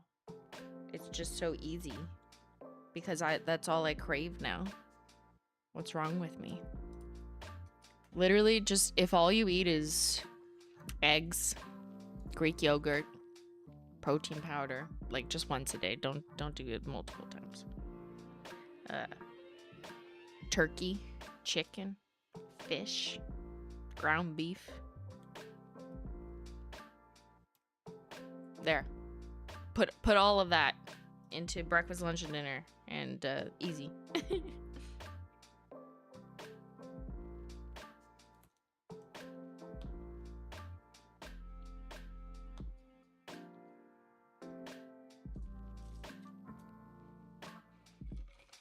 What is the white one? It's Holo Taco. I'm vegetarian. I can't help you then. that is harder, I think. Like, then you have to eat like pea protein and whatever.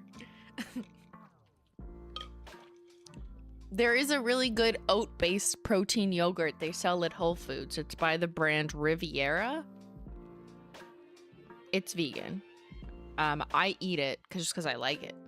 But it's a oat-based protein yogurt, and it's vegan. And I guess the protein comes from the oats. I don't know.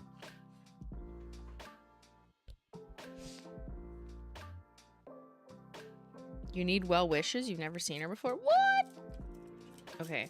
Look at all these beautiful swatch sticks that we just did. So now we can put them on wheels, and then we can do magnetics. Yeah. You're lactose intolerant? Oat milk, almond milk, soy milk, coconut milk, and all their yogurt equivalents. Lentils, chickpeas, beans, delicious. I do like all of those, but I just can't cook, so I don't really make them. The only thing I really make is like egg stuff, protein pancake stuff, like oatmeal type stuff. But I have been making ground turkey in a pan. You'd be proud. That's like the closest to cooking that I've come so far. Is that I put a ground turkey, because that's the only meat that's easy for me to make, because it's like already ground and I don't have to like touch it or do anything, because I hate touching chicken. Just fucking throw it in the pan, and then I chop up like peppers and some garlic, and then just throw garlic powder on it because I don't know how to spice anything. And then I cook that, and then I eat that as my second breakfast, usually just on workout days, with like tomatoes and hard-boiled eggs. So yeah, that's the extent of cooking that I do. I don't really cook any dinners though. We mostly just get somewhat prepared foods, and then I put them in a bowl. Like a chicken that was cooked by the grocery store.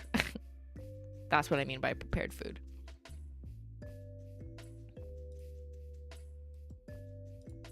I'm too scared to cook raw meats. I just don't like it. Like, I don't know. I'm just not good with it. But ground turkey, I've figured out. Or it could be ground chicken, I guess, or ground beef. I just prefer turkey because, I don't know, I get chicken and beef through dinners, I guess. So the turkey's kind of a fun change. Garlic is all you need to know. You're an expert. Yeah, garlic is fucking delicious. I love ground turkey. Yeah, turkey's so good. I wish they just had more turkey, like, year round. I love when it's Thanksgiving or Christmas, because then there's like prepared turkey dishes that we can buy from our whatever local grocery store. Because like, I'm not cooking a turkey, but someone else cook a turkey and I'll buy a couple slices off you. Delicious.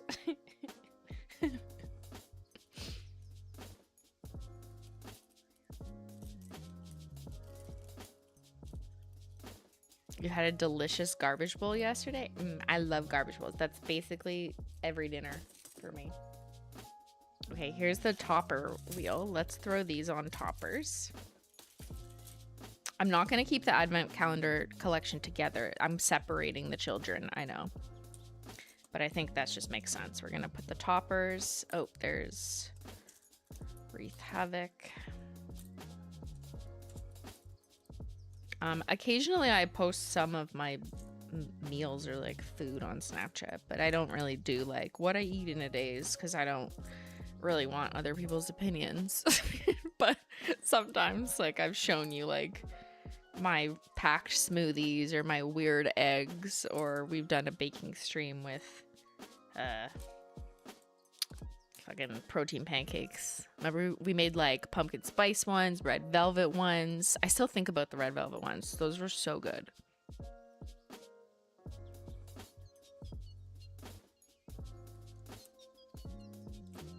These are magnetic, so I'm gonna put them aside. These are all okay. So these are toppers.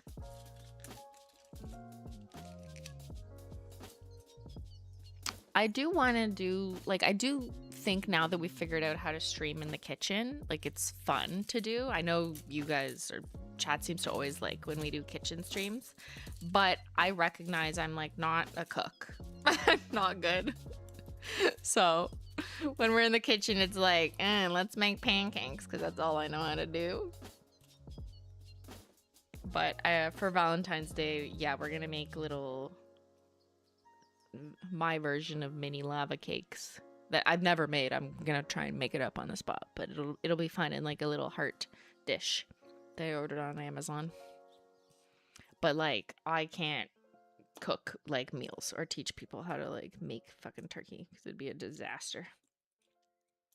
It would be a disaster. Okay, why do I have two of these? I guess I was gonna put one on a different wheel.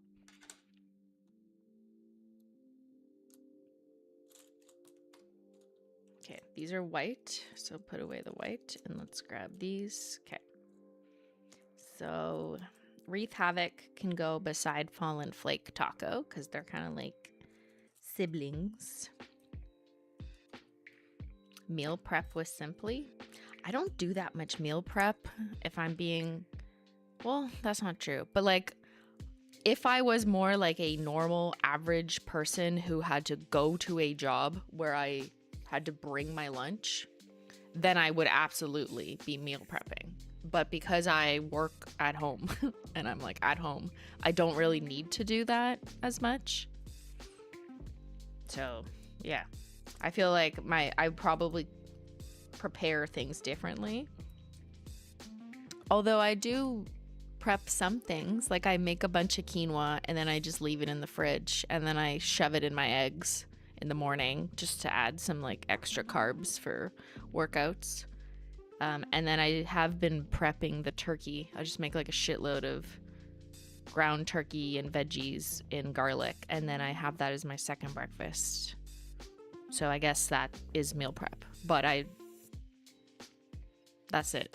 That's all I really prepare. Or the Greek yogurt tubs with cookies. Is that meal prep? That's just like randomly. I don't do that all the time. Is PE Science your go-to protein powder? Yes, it's delicious. I try not to like only eat protein powder, even though I would, because I'm disgusting and I just love the taste of protein powder. I know some of you are like, that sounds disgusting, but I don't know. You kind of are what you eat, I guess. And I just like over time, I'm just so used to it that I actually crave it. Like, I kid you not, I was drinking last night. I came home and I was like, fuck, you know what I really want? Greek yogurt, and I want to throw some protein powder and cookies in it. And that's what I ate at like 1 in the morning. Like, that's truly what I wanted. And I just like ate the whole tub with cookies. And then Ben was like, Christine, why are you up? And I'm like, do you want some of my yogurt snack? And he's like, no, that looks disgusting. I'm going to bed.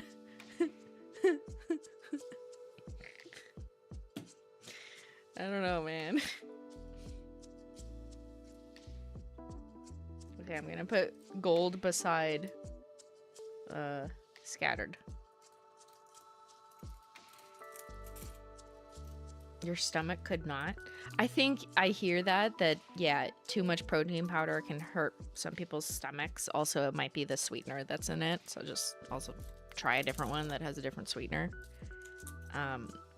So I don't have too much protein powder a day, probably just like the equivalent of 1 scoop in a smoothie, and that's it.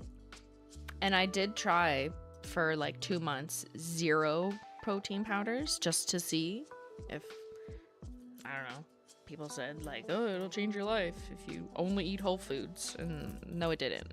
Like, I'm literally better with it. So Well, I already have magnetic taco here, so we're just gonna add holo. But I probably only have the equivalent of 1 scoop of protein powder or 1 protein bar a day. The rest of it is cottage cheese, Greek yogurt, some type of grain, turkey, chicken, fish, that. Yeah. People were asking about the magnet restock. Probably a month or 2. Yeah.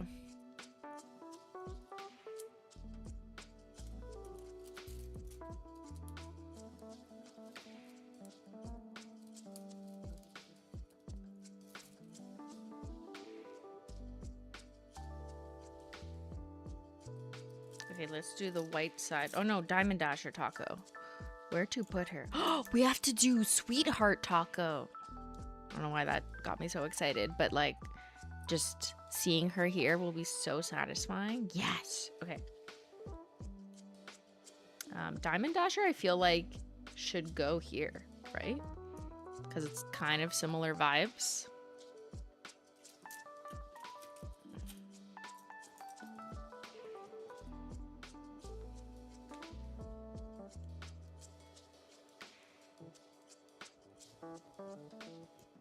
My boyfriend used to eat a whole bowl of protein yogurt and 2 of cottage cheese every morning. It made me nauseous looking at it. I like your boyfriend. Your boyfriend is me and you are Ben. Ben looks at me eating like cottage cheese in my eggs and he's like, that's disgusting. I'm gonna vomit. And I'm like, it's so good.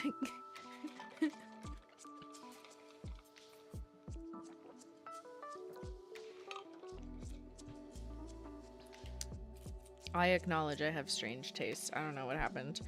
I honestly think it's because I just have no taste. Like, my parents fed me, like, the lowest denominator of food when I was a child. Like, all I ate was Kraft dinner. This is gonna make them sound terrible, but, you know, it was the 90s. Like, all I remember eating was, like, Kraft dinner, fettuccine alfredo from a package called Sidekicks that never expired. So like it wasn't really fresh pasta is what I'm saying. It's like powder to make the sauce. Plain chicken without seasoning, steamed broccoli, and plain white rice, no seasoning. Like that's all my mother knew how to make. And then we'd have Kraft dinner when like there was no time to make plain chicken or steamed broccoli. So I grew up with like no real, and Lunchables. Like I unironically ate Lunchables at lunch, which was like fake bologna, cheese that never expired, and crackers in a sealed container that was good for like a month. Like, and Dunkaroos. So, yeah, my mother was not a cook, nor was my father. So I kind of just think like the fact that I didn't really grow up in a family that was like, here is good food, here's rich flavor, here's blah, blah, blah. Like there was no culture of food in my household at all. And that probably impacted my taste buds. And why I just like fucking weird, simple, nasty shit. Like cottage cheese and eggs and throw some chocolate protein in there. like it's just basic. Your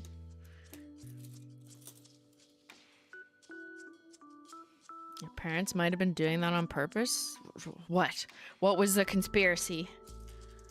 I think they just didn't want to cook. That's what they were doing on purpose. As a nephrologist... Oh, I've never heard this word. I'm very ready for the too high protein diet fad to pass. We're already seeing more early onset kidney disease in millennials eating high protein and thinking it's healthy. I'm aware that it's trending. Protein isn't everything. That's not really what I'm talking about. Like, I don't buy things necessarily and think it's healthy just because it says has protein. I actually care about the grams of protein I intake because my goal is to gain muscle, and I do so according to what makes sense for my body weight and grams of protein, and I weight train 5 days a week with a goal of building muscle. So I require more protein than just an average person who doesn't have that goal. So that's me. But if you're not doing that and need it for that reason, then yeah, like some of it's a fad, you know? Just eating something because it says high protein doesn't mean you're healthy.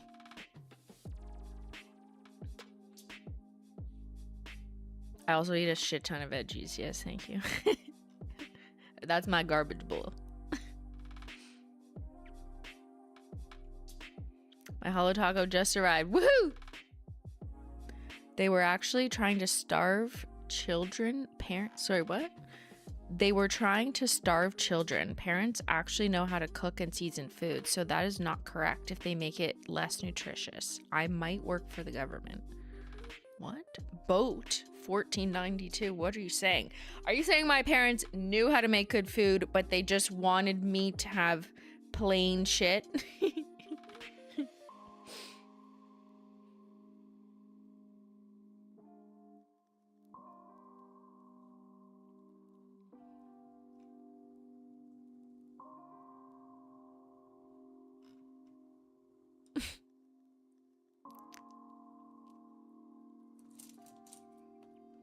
Okay, where does Wreath Havoc go?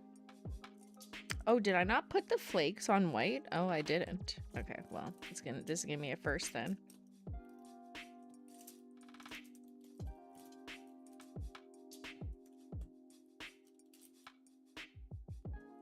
Lots of people eat high protein things thinking it's healthy, but they don't have the lifestyle to support that much protein.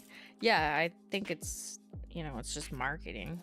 People think like, ooh, healthy, but I guess for me, like, I actually have a goal in mind where I want a minimum amount of protein per day because that's what promotes muscle synthesis under progressive overload so that's how I can do 8 pull-ups.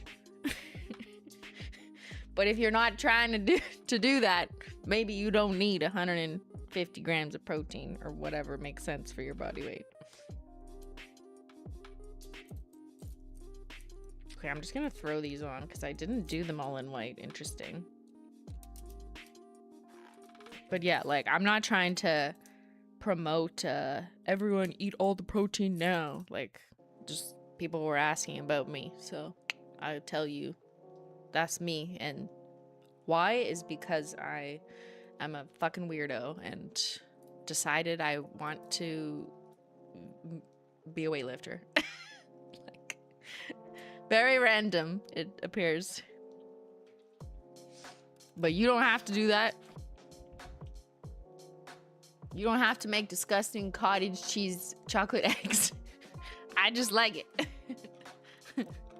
You don't have to snort your protein. Maybe I want to snort my protein. No, just kidding. I don't do that.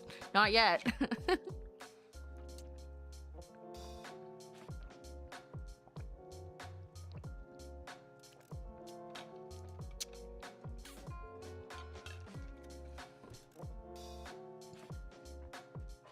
All right. Let's do magnetic stuff. I kind of want to magnetize things. I'm feeling magnetic. I usually just eat raw cottage cheese. Okay, that's crazy. See, you think I'm crazy? Lord Clayton over here. I've never eaten cottage cheese on its own. I always mix it with something. Like, at a minimum, I would throw like chocolate protein powder in it, so at least it tastes like chocolate cheesecake. Or throw it in eggs, which don't knock it until you try it. It's literally just like makes them fluffier. It's quite nice, actually. I bet you've gone to a restaurant at some point and not even known that they put cottage cheese in the omelet because that's what helps make it like fluffy. Just like sometimes milk, like they'll put a dairy of some kind in an omelet and it makes it like fluffy and voluminous and kind of just like tastier. Yeah. So it's actually not gross. You've probably eaten it and not known. Got him. I'm gonna do that to Ben one day. I'm gonna miss him. I'm gonna make him an omelet and throw cottage cheese in it, and then I'll be like, you just ate cottage cheese. Protein infused nail polish is when? Yeah, I feel like that'd be quite alienating to the customer, so I don't think I would do that. Okay, magnets. That's what we're gonna do.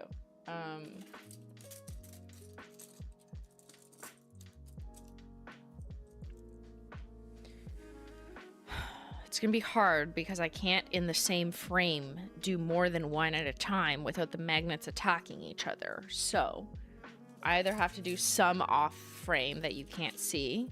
It's just so I can do two at once. I'm gonna just grab paper towel.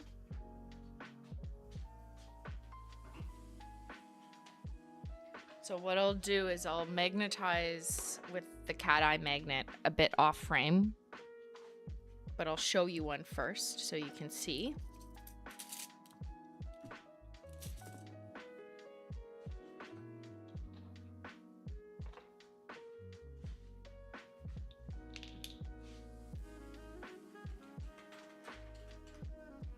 Gotta grab a wand. There's one on my brother.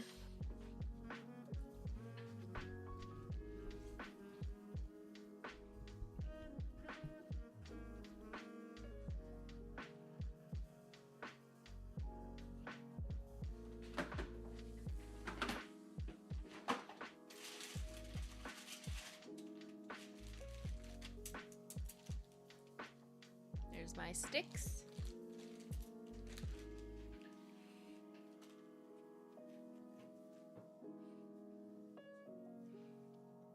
You guys are motivating me to eat healthier. It's been a goal of mine, but I'm probably ordering Taco Bell.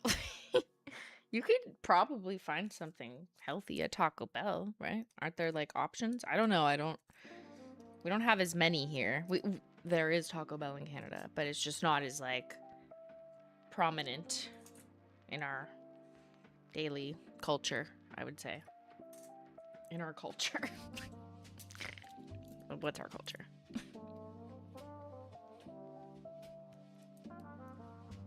Okay, I'm just reminding myself which way to do the magnetic thing. So if I go like this, it'll go this way, right?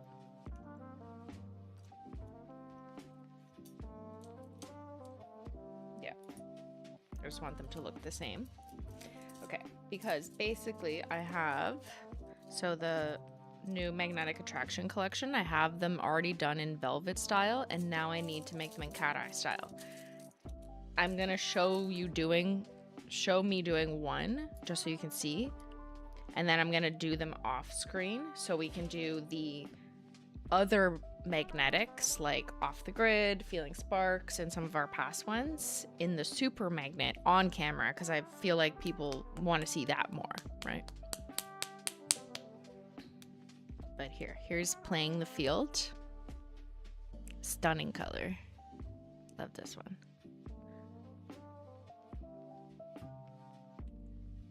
What is everyone's fave way to get a lot of fiber? If you just eat like enough vegetables and shit, it's probably good, right?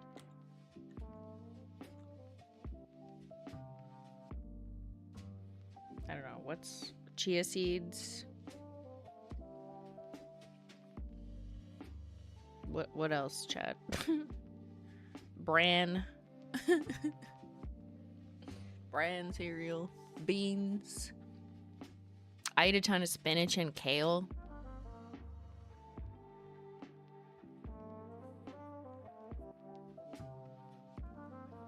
Fruits. Yeah. Is fiber in banana? I eat a ton of bananas. And like berries in my smoothie. Metamucil. I have Metamucil too. I'm an old lady, yes.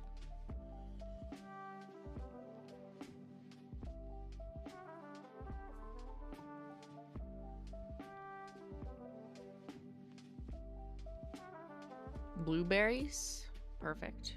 Blueberries probably the only berry I don't really like. I'll still eat them if they're like in a mixed berry concoction, like frozen berries from Costco, whatever. There's blueberries in it. But I don't know. I like literally every fruit except blueberries on their own. Like I wouldn't order a blueberry something, but if it was mixed berries, I wouldn't care. But I fucking love bananas and raspberries. I'm so hungry now. Now I'm craving like yogurt with fucking throw some berries in there. So gross. My order was just delivered. Woohoo!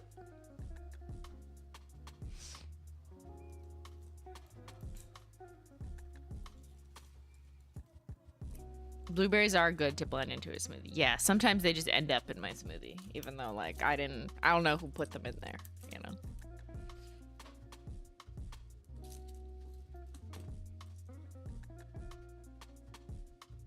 Okay, let's do another coat.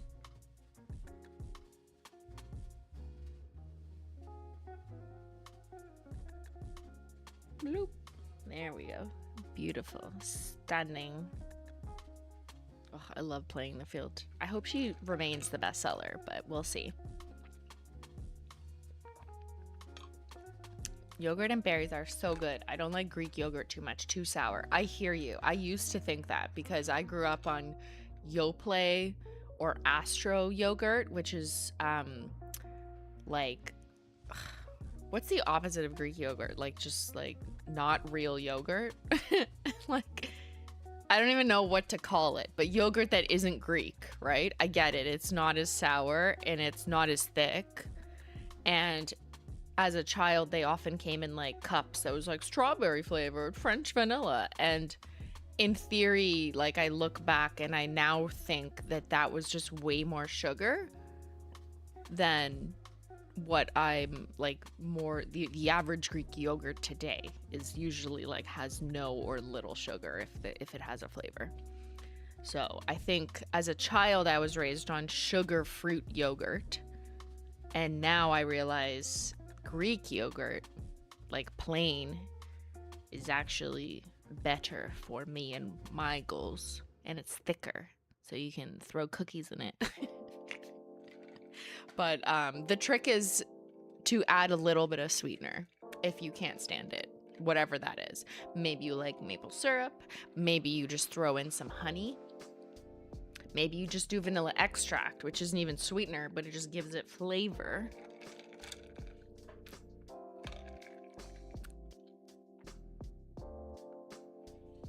Greek yogurt with maple syrup is so good. Yeah, it has to be real maple syrup, okay? If it's fake, I will put you in fish jail.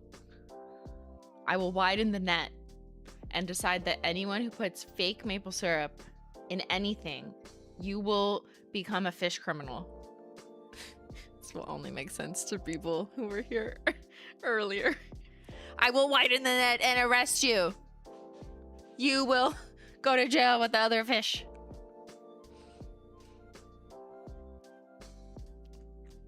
In Canada, we enforce different laws, okay?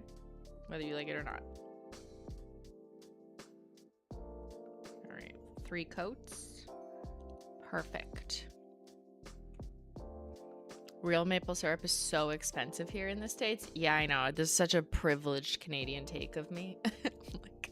like, don't be poor. Get real maple syrup. No, I get it. What polish is this? It's the new one, Playing the Field.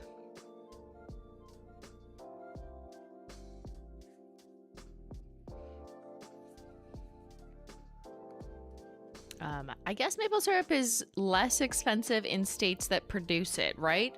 But it's still expensive. Even in Canada, real maple syrup is not cheap. Like, shitty corn syrup is much cheaper because it's trash. But it's not like maple syrup is like super cheap here. It's still gonna be like $20 or something for you know, a really good brand, like a good size, good brand. So yeah.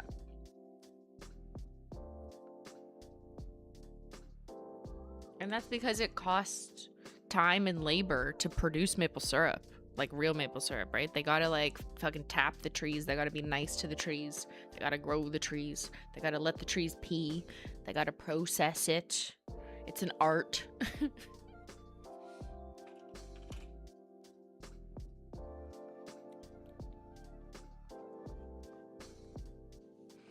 In Texas, it's $19 to $35 depending on brand size. Yeah, that's probably what it is here.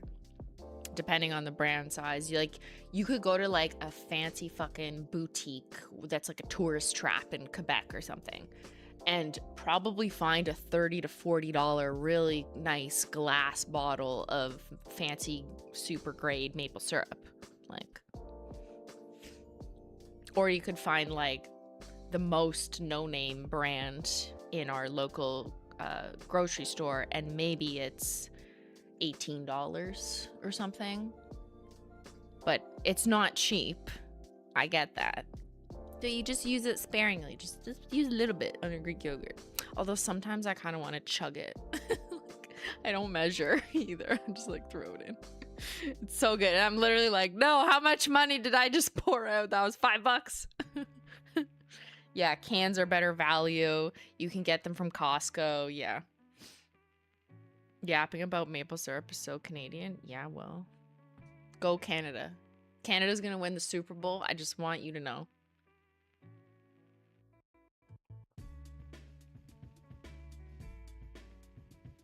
Shots. Yeah, I have told this story, but my grandfather literally did shots of maple syrup every morning. Like, just one. He didn't get too carried away. He would have a shot of real maple syrup every morning, and that is just peak, like, middle class white man Canadian. Like, it's just crazy. He died when I was like 15 or something. Not because of his maple syrup consumption. He was actually like quite healthy. But yeah, it is the most Canadian thing you've ever heard. I know, but it's true. He really likes sweets. He had a huge sweet tooth. He would always get us candy. My sister and I used to call him the Candy Man. Grandpa, the Candy Man. And I don't even understand. He was like such a thin man too. Like he was not, he didn't look like someone who's like obsessed with candy and sweets. Like in your head, you'd be like, what? But no, I think he just had his shot of maple syrup and he was good, you know what? And he just loved bringing us candy. So I learned about maple syrup from him, and we used to go to like those sugar shack farms where they get maple syrup from the trees.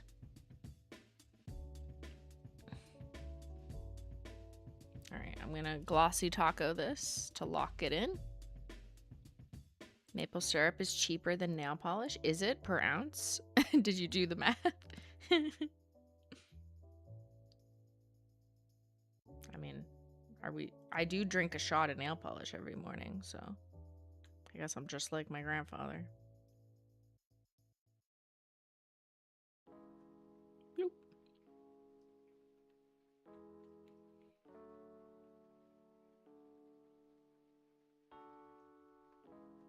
Is maple bacon good? Ooh, that's another thing that Canadians love is like maple bacon. Just, you know what bacon is, right? I think. Well, yes, you do. But there's also pea mill bacon, which is like a little more Canadian for some reason. But it's like caramelized meat, sort of, but it's maple. You know what they do a lot of here is actually maple Brussels sprouts. So sometimes when you're at like a restaurant that serves steak or something and they have sides, like roasted Brussels sprouts is a common side, and they'll use maple syrup along with maybe it's like balsamic vinaigrette or some other type of reduction sauce, but they will use maple syrup to infuse like in the sauce, and it's like caramelized, like candied Brussels sprouts. That's my favorite vegetable, is maple syrup Brussels sprouts, actually. Yeah, fucking delicious. And you cannot do that with fake maple syrup. Like, it just wouldn't work. I can't explain why, but it's the part of the way sauce works in a pan or something. Like, would have to be the real maple syrup. But yeah, so fucking delicious. Canadian bacon is ham. Is Pimel bacon ham? No, those are two different things, because we have both. I like ham. Ham and mustard, delicious. But I probably prefer turkey. But I'll eat ham. Pimel bacon is not ham, though. It's different. It's like... I don't know how to explain it. I had Pimel bacon at brunch the other week on Snapchat.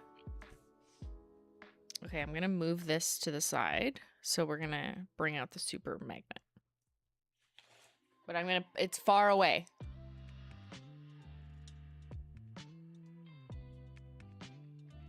Raw Brussels sprouts? No, not raw.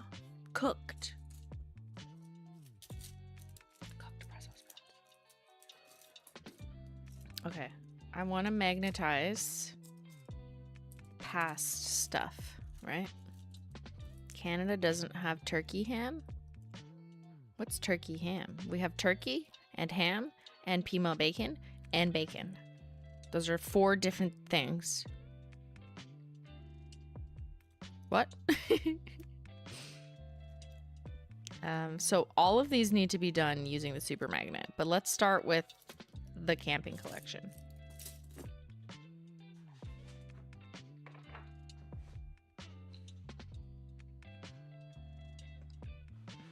The ring is metal, so I'm putting the ring away. Throwing it over there. All right, here's our super magnet. Magnente.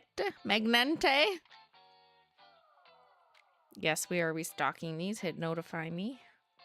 Supply chain is very challenging, okay?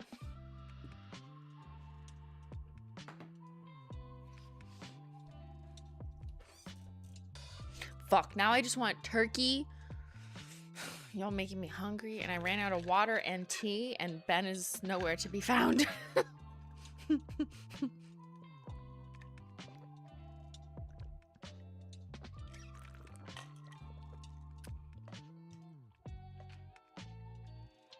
Okay, let's do off the grid and see what that looks like in the U. So here's off the grid from camping.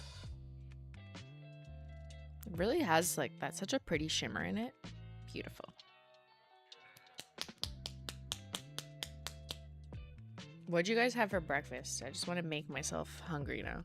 I just ate a bootleg breakfast crunch wrap with turkey bacon. I don't know what that means. Like, are you trying to make like a Taco Bell thing? Is that what a crunch wrap is? I feel like I've heard that on a commercial. Okay, I'm gonna paint it outside of the magnet, and then I'm gonna bring the magnet on because I kind of think it's fun to just witness it go. Pew! So that's what we're gonna do. Okay, wait, I gotta read what you had. Sushi. You had sushi for breakfast? Purple oatmeal? What the fuck? Okay, I love this chat. Powdered eggs. I'm in a hotel. Nothing wrong with that. Cinnamon swirl. Dunkin' Donuts. Banana. Potato sausage. Egg. White hash cheese. Oh my god, that's so fancy. Bread with peanut butter. Sourdough bread. Cream cheese. Avocado. Ham. Mustard sandwich. Porridge with blueberries. Dino nuggies. I've never had those. Someone on my Holo Taco team made fun of me for that. But, like, I just don't think it was a thing for where I was. Lemon Greek yogurt. Was there a fake cheesecake cookie in it? I'm gonna have to make a lunch smoothie after this. I'm probably gonna put berries and maybe, like, caramel protein powder in it. I kind of feel like that. Okay. Ready? Dun dun dun dun dun dun dun dun dun dun dun dun dun dun. Ooh. It'll be more obvious when I zoom in and show you, but here, I wonder if it's just the angle. So you can see the angle happening. Yeah, there. You can kind of see. It kind of looks like it's half and half at your angle.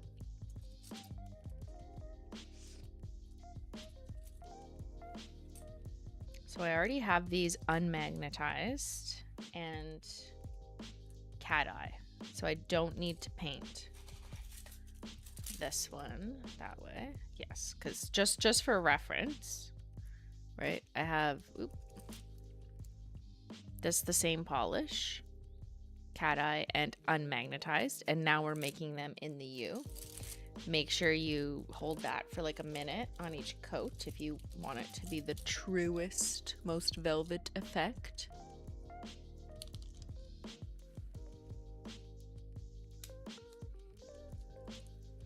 Scrambled egg bowl with spinach, potatoes, SW corn. I don't know what that means. Turkey sausage, cheese, green onions, and a sourdough muffin. Oh, that sounds so much better than my breakfast, which is pretty good, but I posted on Snapchat. Menchie tried to eat it. It was cottage cheese, eggs, bananas, cinnamon, and rice cakes. Delicious. Normally I throw quinoa in that as well, but I didn't do a workout today, so I didn't eat as much.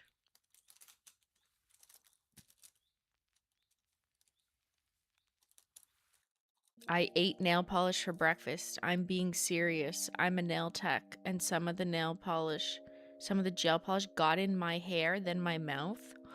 Call 911. What? Simply, can you say hello to my mother? I'm convinced her to watch your stream. Ali417's mother!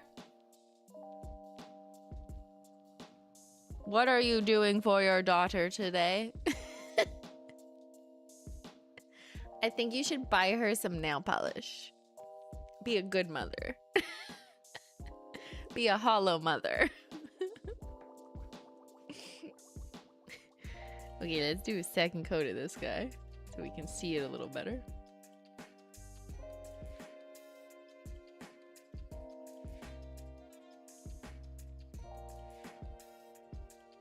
Oh, wow. This is so pretty.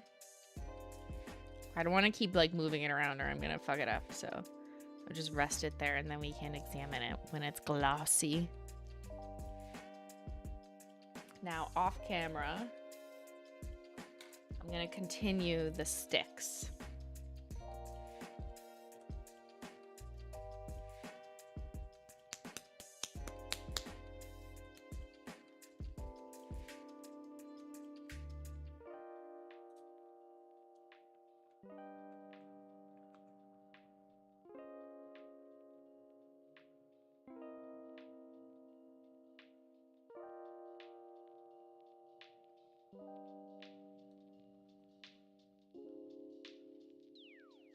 Is Ben listening? I don't know.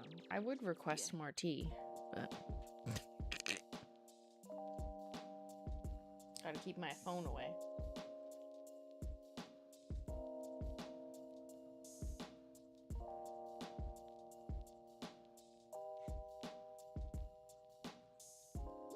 Are you around? Can you make me tea? I just texted him. I don't know. Is he home? I think he's home. I just really need tea. Okay, so I'm going to do a third coat. Not that you really need to with this shade, but just when I'm working on a translucent stick, like, it's easier to see through it because there's no skin. It's not human, you know? So I always like to do 3 coats of a magnetic, just so it's, like, super opaque on my reference stick. Like, look how beautiful that is. Ooh, woo. You'll see the full effect once I put glossy, and then I'll bring it back up on screen. I third coat everything? Yeah, for sure.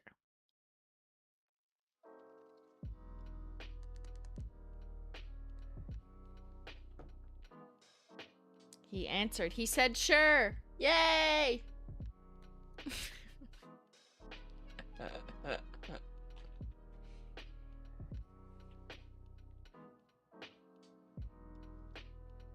I could tell she spiked her tea.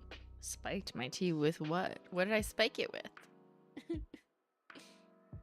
Nail polish.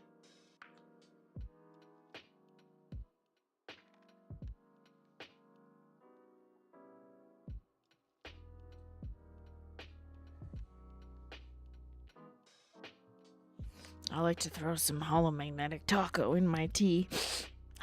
Such shit's good. Imagine he said no. Divorce.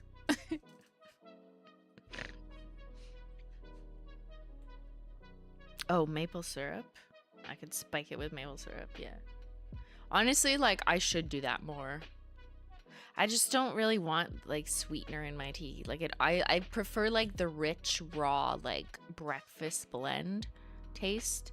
And my Simply Maple breakfast tea already has, like, a little bit of, like, a tiny bit of sweetener in it. Just in the tea part that steeps out. So I definitely don't need to, like, add anything. But, so, I just kind of don't really need it. But if I want to make myself like a cozy tea latte, like later in the afternoon, I'm like, then I would totally add some real maple syrup and like froth up some oat milk. Like delicious. For like more of a treat. Maple syrup in tea actually sounds really good. It is. It's delicious.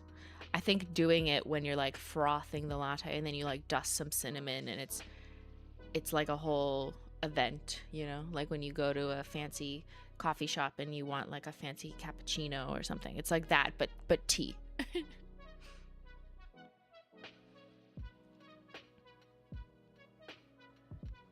The only sweetener I like in tea is sweetened condensed milk.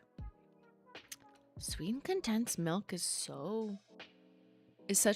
very strange to me. I think because I like didn't grow up with it. It's so weird. Like in the can, like it's in the can, and it's so sweet. It tastes like liquid crack. Like it's sweeter than sugar. Like what?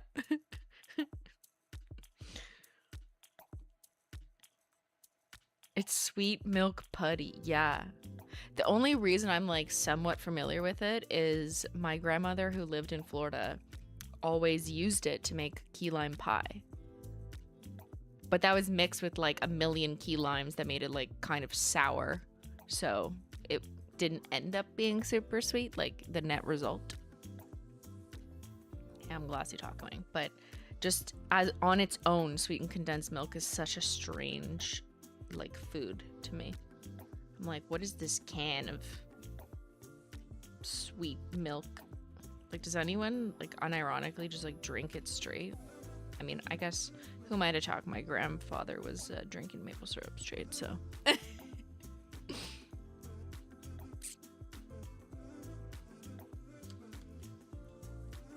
Is your curling team in the Olympics? Yes, they are.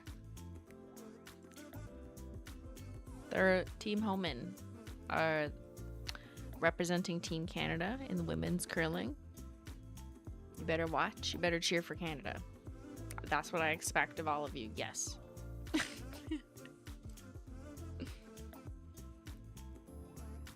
Yeah, the opening ceremony was yesterday. Unfortunately, none of them were even at the opening ceremony because all the curlers were training off-site, like a couple hours away from where they were filming and doing the opening ceremony. So none of the curlers, or like not none, but most of them didn't get to participate, which kind of sucks. Like, I don't know who scheduled that, but so yeah, they weren't in the broadcast if you were watching it. But the Olympics have begun and they will start playing, I believe, next week. Yeah, they did a ceremony in 4 places and the curlers, most of them were not in any of those 4 places. So they didn't even get to participate.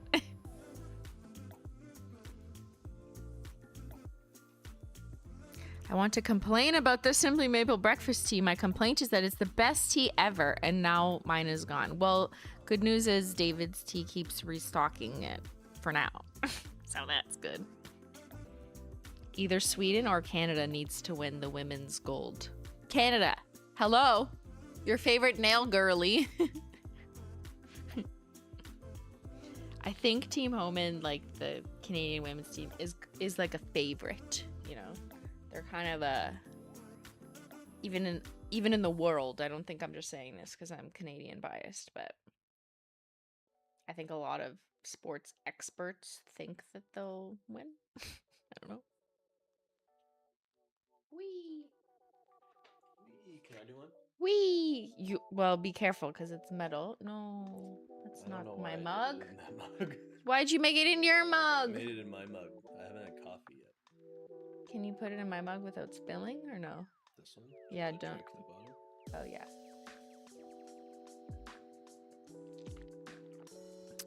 Don't spill it. No, please don't. No, don't spill it. You'll figure it out. Like, don't spill it. Canada against Denmark on Monday. Me against you, Simply. Let's go. I'm terrible at sports.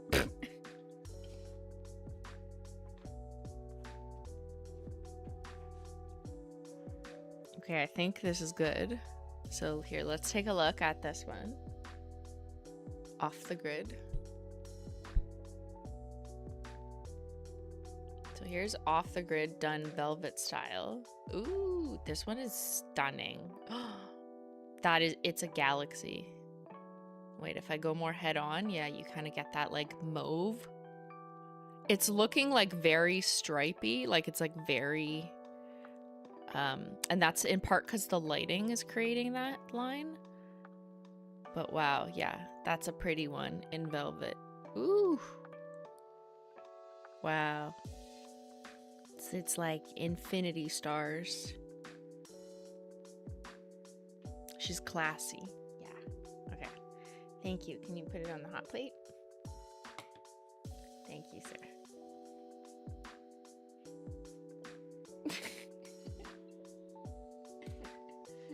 Let's see if it's poisoned. Is it spiked with maple syrup? He just said he put sweetened condensed milk in it. We don't have that.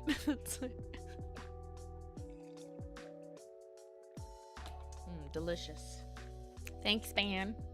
Okay, now let's do feeling sparks. Right? So this magnetic in super form.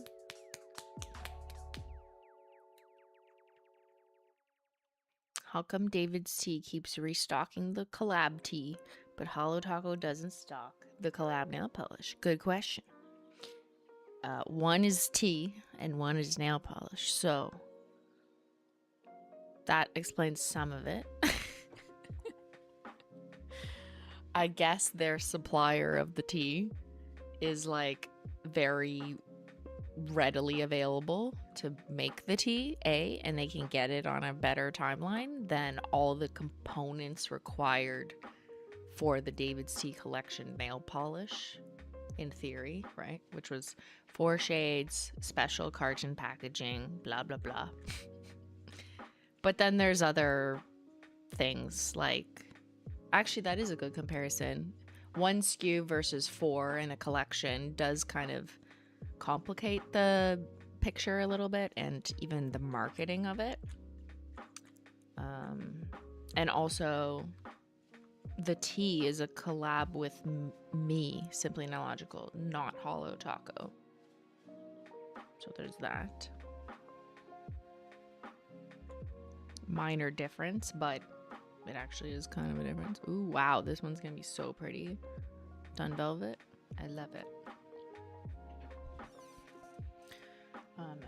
And it's not impossible. Like, we could make the teal creme, but it's just more a question of like, does it make sense for our brand to re-release that?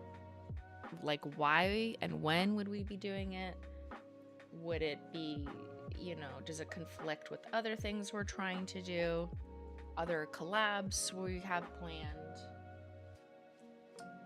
I generally think from a collab perspective, it's just a lot cleaner and easier to just have a time frame for it to exist and then you move on. And I think a lot of brands, you know, go with that model. I think for my tea at David's Tea, it's kind of like an exception. Like, it's just one tea. And I guess it's a very simple, I don't know this for a fact, but I'm assuming the supply chain of it's a little bit simpler. Like there's less like components involved. The iconic tin for the tea is sold out though. Aha, maybe that component is not as easy from a supply chain, but the tea in the bag is easier for them to restock. So David's Tea is making money off the collab. Yeah. So am I. But that's not why brands would restock things just because they make money off of, right?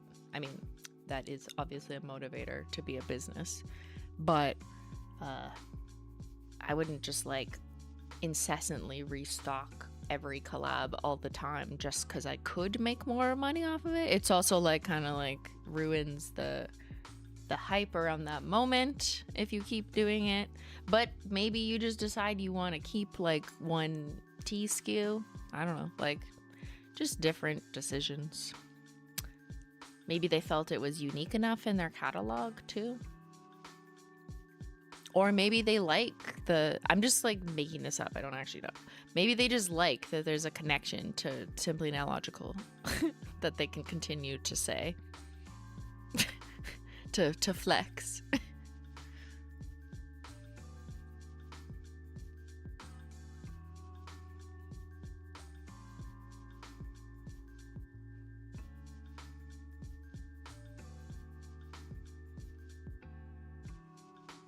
I don't mind. I like my tea restock because then I can have it forever.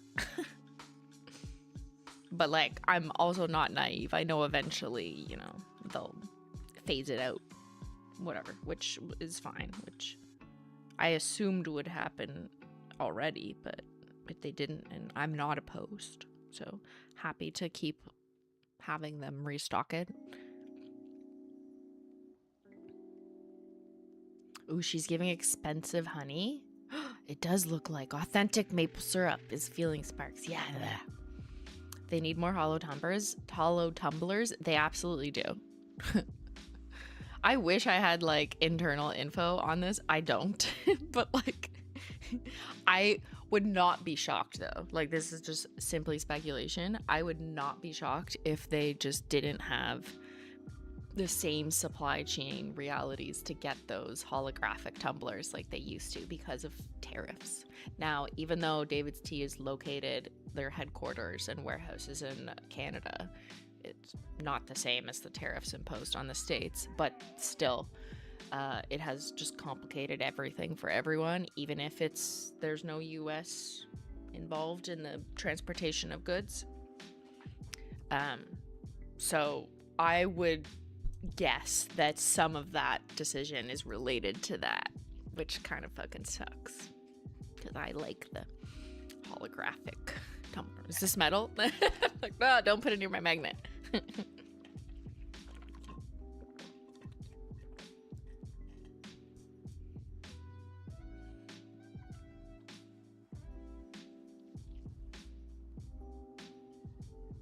That's what happens with the mug though, if I'm being honest. Like one reason why I think David's Tea restocked our Holo Taco mug and we didn't is because this would have been after tariffs were imposed, because David's Tea collab was released before that, like just before.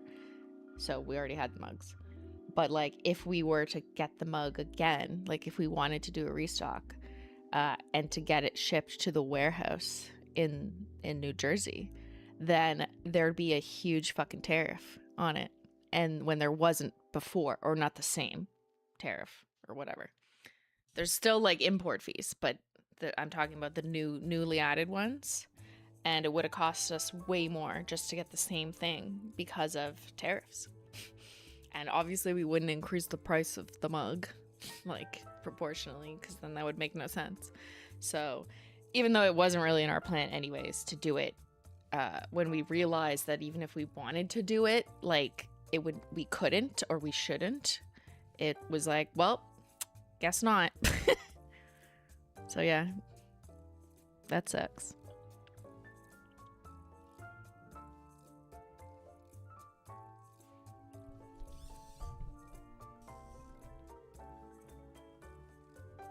but the mug is available from David's Tea directly.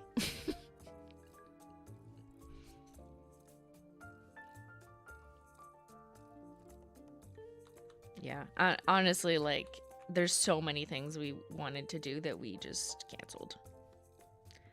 Like other merch items is basically what I'm referring to. Anything that would be imported. The magnet was held up for tariffs reasons. Like, I'm oversimplifying. It's a little more complicated. It's not just tariffs. But, like, would have launched this 2 years ago. Well, not 2 years. A year ago. Roughly. And would have had more of them. But, yep.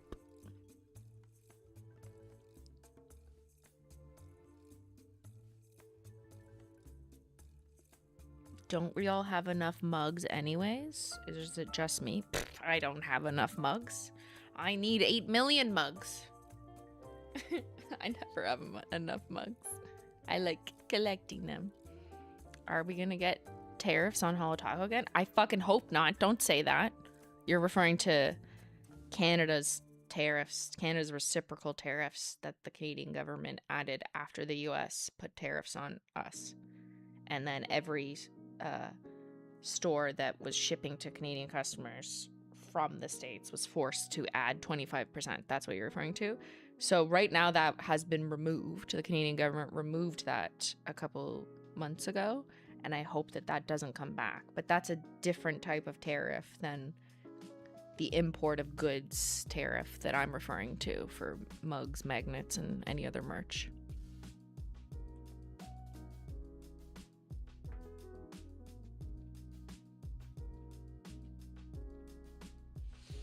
Can't we just have free trade again?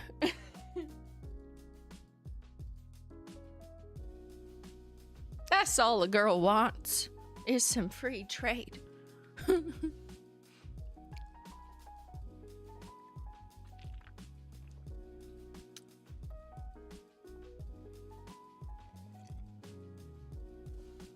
I only gift mugs to people I hate? What? Can you hate me? I love getting mugs as a gift. Unless it's like a boring mug. You know, like it's gotta be like a good mug. Like a cute design that I don't have or something.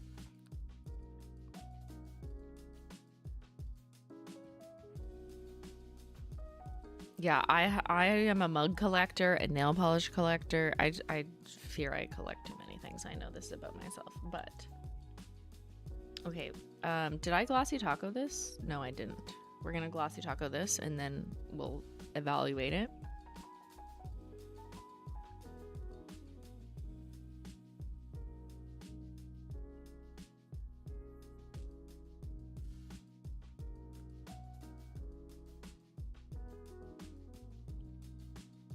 Beautiful. If I glossy tacoed it already, then we did it twice, but...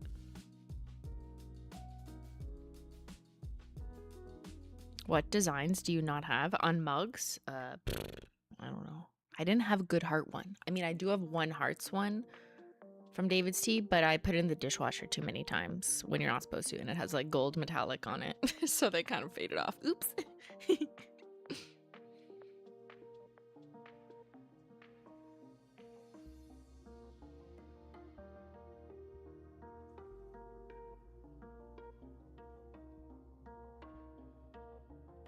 Haven't been able to catch a Saturday stream in so long.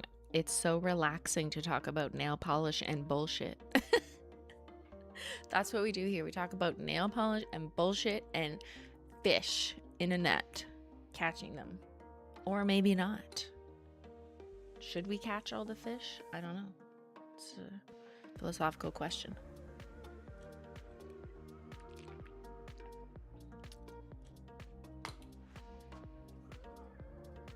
Simply, where do I buy nail polish center? www.holotaco.com. Here you go. I'll give you this one for free. Take it. See? Nail polish center. Okay, let's take a look at this. Ooh. This is Feeling Sparks, done velvet style. Oh, that is like, it is giving Canadian maple syrup in the morning, sparkling, twinkling. The sun is rising and you're going to the sugar shack with your grandparents. And you got your scarf and your hat and your mitts on. And your grandfather's in the corner taking a shot of maple syrup. Yeah, that's gorgeous. I love seeing all the like little red iridescent flakes come through. This was such a fun formula. Wow. Did you know cell phones are banned in schools? I think they're banned in some schools, but not all of them, right? Kind of depends on, I don't know, whoever made the rule in whatever jurisdiction. But kids will just Google their homework at home.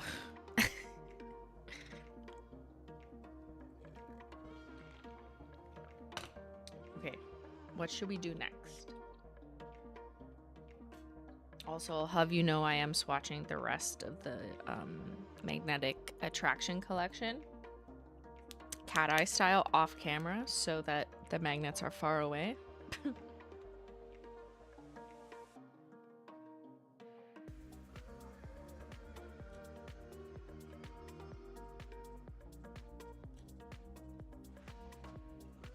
All right, what should we do next? So if I just refresh our recollection.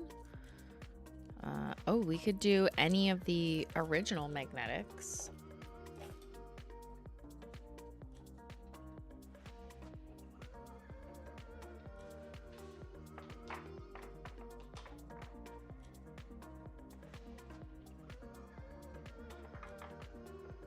You know what? I'm gonna do these. I'm gonna do the cat eye ones and sacrificial lacquer. I feel like this is, yeah, let's do this batch first.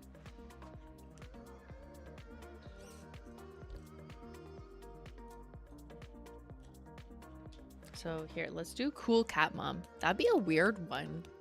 I feel like that one you would see less because it does have a lot of other shit in it. Like it has blue reflective pigments, which does make it for like a less clean look, if that makes sense.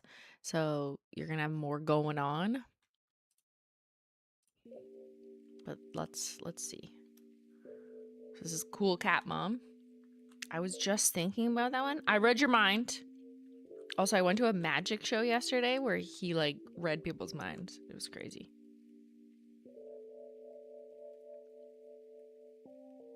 Not my mind. No one can read my mind. Oh wow, it's so pretty. Wow. Okay, you sit in there.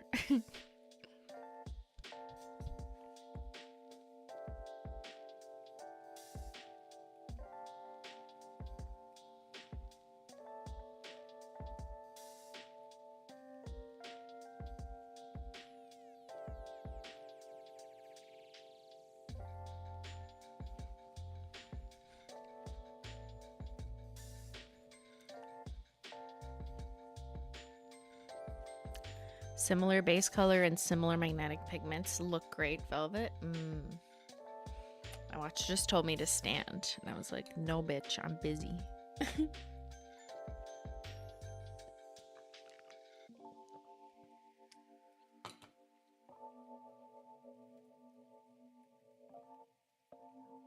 Using magnetics requires patience. This is a lesson in that. It requires the patience of a fish. Velvetized sacrificial lacquer is gonna be my next mani for Valentine's Day. Yes. Okay, I'm very excited to see what that one will look like. We're doing it next. Cell phones are banned in Florida schools by the government. That's one Florida law I actually don't mind. Rare. I don't really care like that hard about what the decision is for cell phones. Like, I think there's more important things, to be honest. Whatever. Watching you swatch all of these in this magnet makes me so excited to get the new magnet. It's supposed to be here on Tuesday. Yay! Glad you got it. You were there in the first 7 minutes. Don't worry, chat. We are restocking the super magnet. If you hit the notify me button, I hope that we have stock enough in advance before the next launch. I think that's like our goal, but we're still waiting on shipping. So we're at the mercy of the supply chain.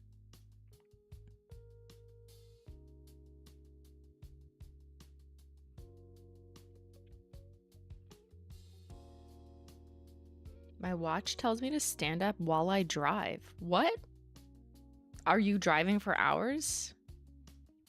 It should know you're driving too. That's weird, right?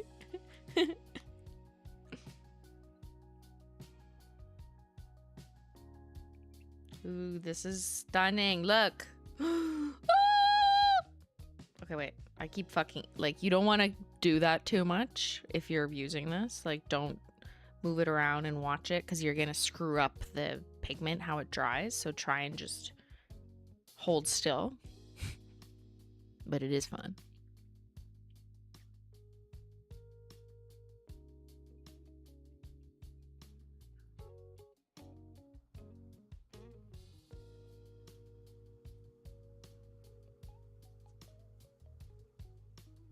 Can you show the cat eye magnetics? Yes, I can.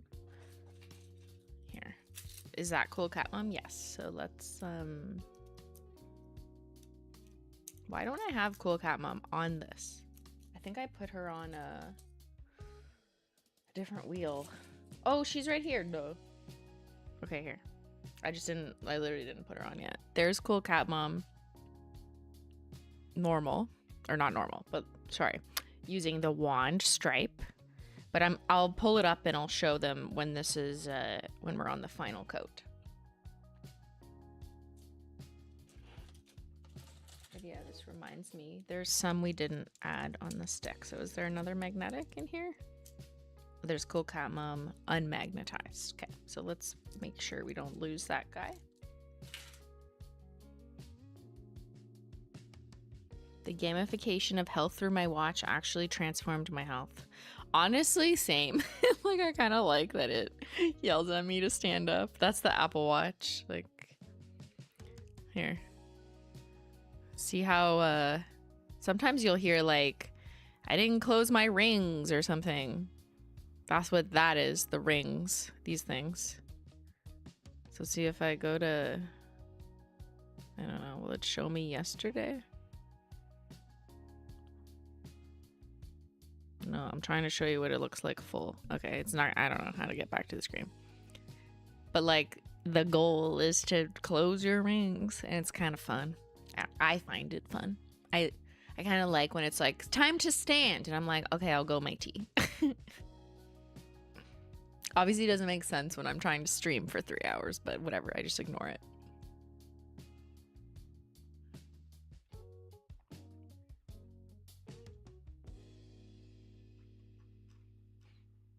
I missed who said talking about nail polish and bullshit, but I think that should be new merch because girl, same. Live streams make laundry day. Yeah. Who's doing their laundry? I gotta do my laundry. Should I stream doing my laundry? Wait, no, that's probably weird. Okay, third coat of this guy. Beautiful. Ooh. You have a seat there. You're making me want an Apple Watch? Not sponsored. I never used to wear a watch. Like, I would just use my phone to tell me the time. But I actually really like my Apple Watch now.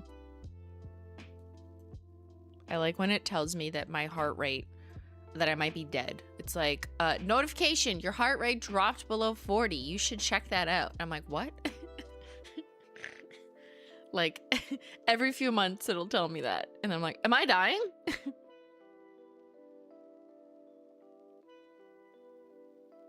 Simply, why are you doing 3 coats?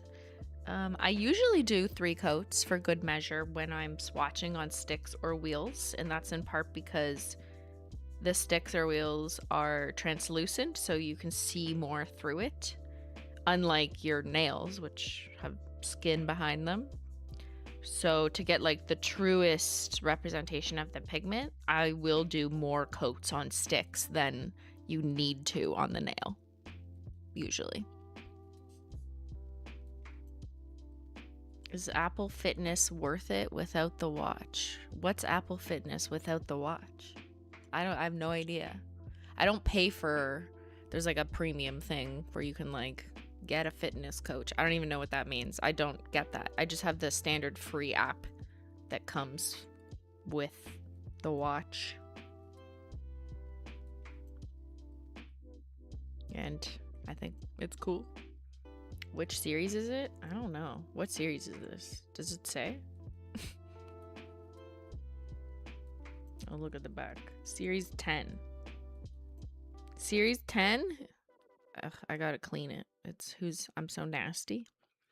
Series 10, 42 millimeter. The smallest size.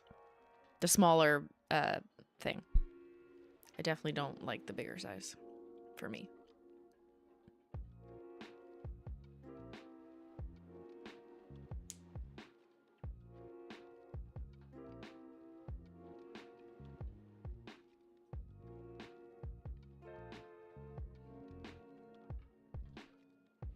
Okay, let's glossy taco this bitch up and then compare.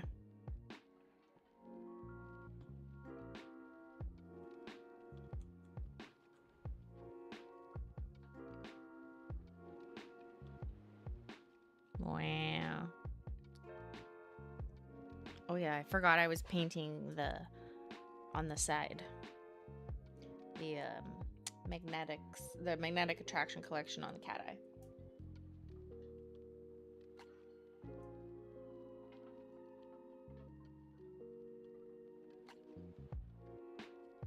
We're multitasking.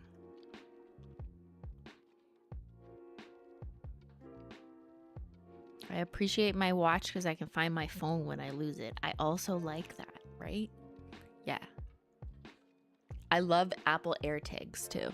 Apple AirTags are the best. If you lose your shit all the time, okay, not sponsored, just pro tip. If you lose your purse, your backpack, your car, you forget where you parked, or just anything, Apple AirTags are so useful. There's like just those little like circles that have like a fucking battery in them, and they just work off of I don't even know how they work, like a bunch of Bluetooth devices speaking to each other or something. You can put it on your dog. Yeah, it's great for like peace of mind. And your phone or your watch or whatever Apple device, your computer, if it's an Apple, will tell you if you left something behind. So like I'll put one in my wallet or something, and if I'm at a friend's house, it knows that if I left I decided to like leave my purse at my friend's house and then go out, for example, my watch will be like, you left your purse behind at, and it'll say the address where it was like last known that it was there.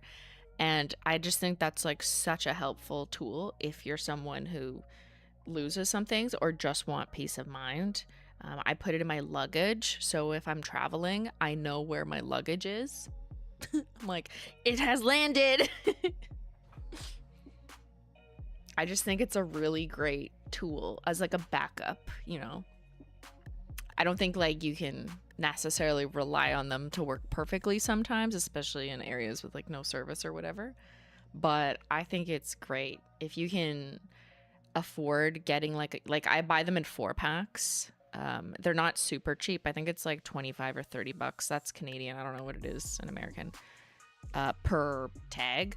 I usually buy the 4-packs and then I'll like throw them in luggage, and then I can use my phone to like see where my luggage is. So I love that, especially if you want peace of mind or you lose your shit. Put it on your kid.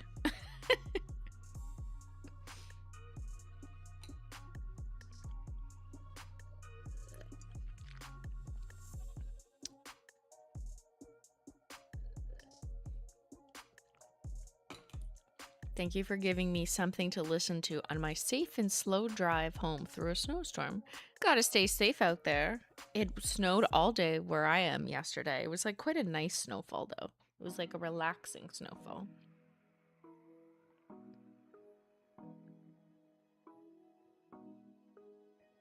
How do you position the nail in the super magnet? Just like this. That's it. That's exactly how I did the effect I'm wearing, which is a kind of that, whatever you want to call this, glass 3D velvet, but it kind of shifts. Just hold the nail like that. So that's what I've been doing with these sticks. Granted, these sticks will position a bit lower, obviously, because they don't have skin under them like a human. But here, let's take a look at Cool Cat Mom done 3 ways. This is wet, so I just have to be careful. Okay. Wait, I'll put this on. I'm gonna put the unmagnetized beside so you can see the difference. That the super magnet actually is fucking cool. So, hold on, I'm just gonna get it to focus on my hand first. Hello. There we go.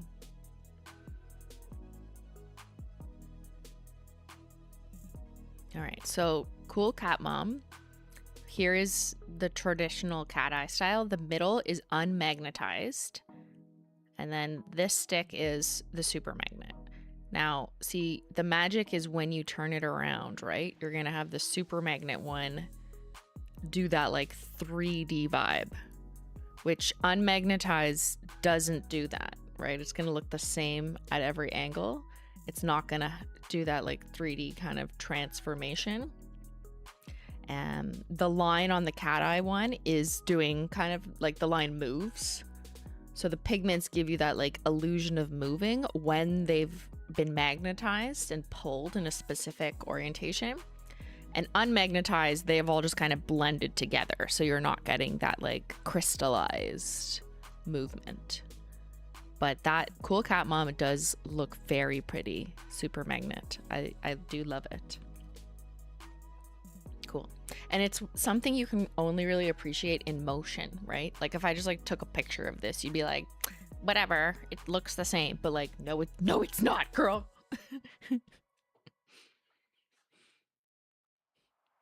So let me just be careful.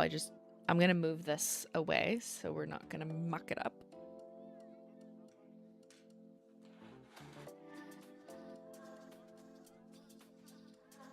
And I can show you this. See, this is what I've been painting on the side. So this is Pretty Privilege done with the cat eye, and I happen to be wearing Pretty Privilege done super magnet on my nails. I'm also wearing Reflective Taco on top of this, just as a footnote. But this is otherwise the same shade done 2 different ways. So that's fun. I just needed to glossy taco it and throw it back on the magnet on the other side of my desk so the magnets don't attack each other.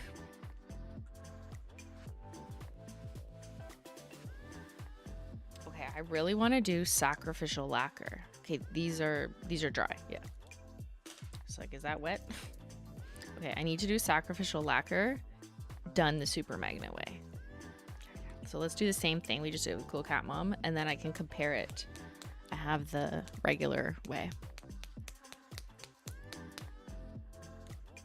I exclusively magnetize in velvet style. It's so pretty, and it's the easiest way to magnetize if you have the horseshoe magnet. Yeah, I think I hear that, which is one reason why we did this, and we'd actually been trying to do this for like a year before it came out, but you know, supply chain challenges.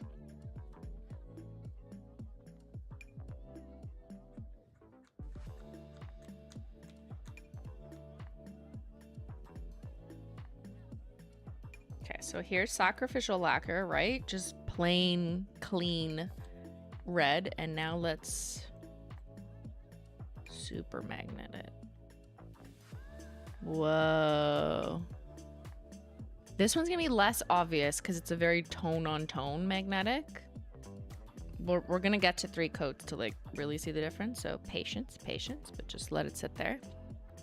But this is like a less obvious, right? It's not as impressive or wild as like something with like a silver magnetic in a darker color or something. But this is like rich, like cherry. I like it. My Holo Taco Valentine's bundle just delivered early. Yay! That's a fun Saturday present. Guess what you're doing this weekend? Swatching. We're all living very exciting lives, guys.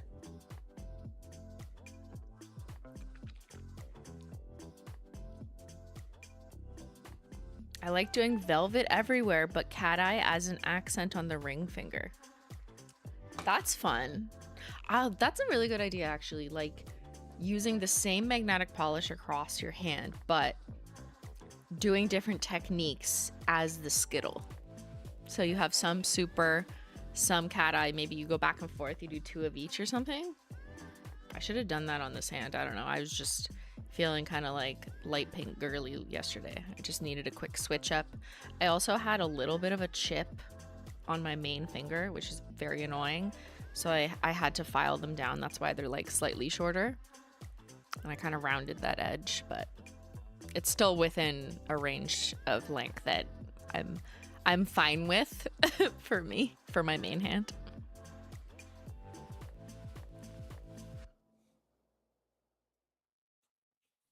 I just got my bundle and they're so incredibly pretty. I love Sweetheart Taco so much. I'm glad people love that one. I think, yeah, I'm proud of that one and how, hold on, she's right here. We got the different sizes of the pink holographic hearts. You know I fought for this in supply chain. I was like, listen, I want different sizes. Also, if you're in, I don't think it's come out yet. I made it. I just can't remember when it's coming out.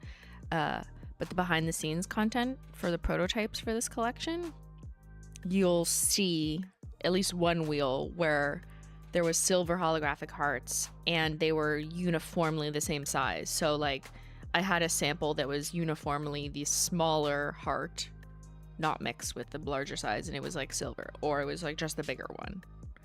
So there was a couple options there.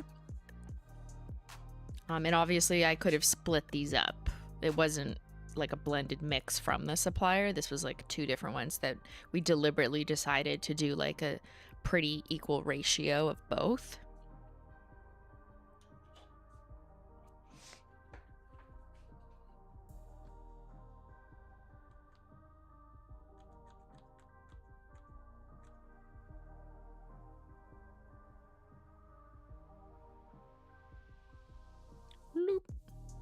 Wow, that is rich.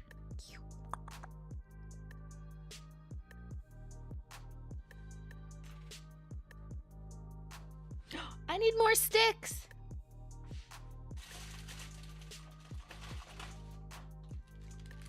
Wait, I gotta make sure these are the same size because they're from a different... I need to order more. Oh no. And I need to order more your brother tape. I gotta make myself a note. Are these the same? Remember last time I like had the wrong size sticks? Yeah, these are the same. They're like slightly taller though. What is happening? Why are they different? Are these the same? I think these are the same. Okay. This is very important. I guess even the suppliers of Swatch sticks have issues.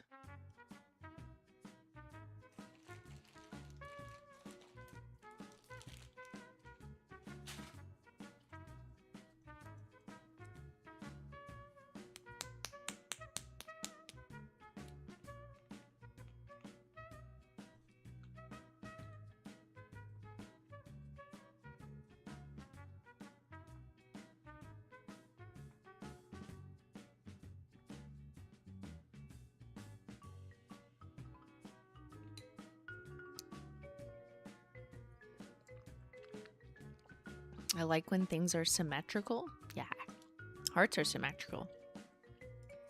that makes it a lot easier to work in a topper. Like, people have asked me this, like, can you do XYZ shape?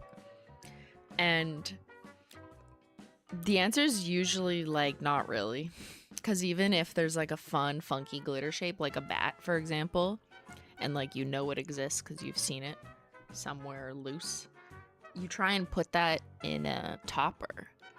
If the glitter itself is imbalanced, like it's an asymmetrical piece, and it's large enough, it is more likely to sink to the bottom, even if like the base is exactly the same. That's just how it is. Like, it just wants to sink. And that's not good, right? That's what happens to the bat. Like, we originally prototyped like a Sophia bat topper, right? But it just sunk. And if you try and get bats any smaller, they're just not bats anymore. Like, there's only so small you can make a shape like that, for example.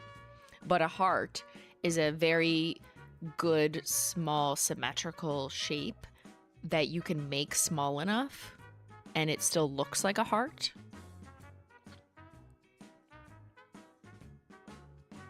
Do the hearts lay flat on the nail? Of course they do, unless you put them on sideways. I mean, you should also... I would do 2 coats of glossy taco if you want it like super, super smooth. But like, yeah, they lay flat. They don't lie like this.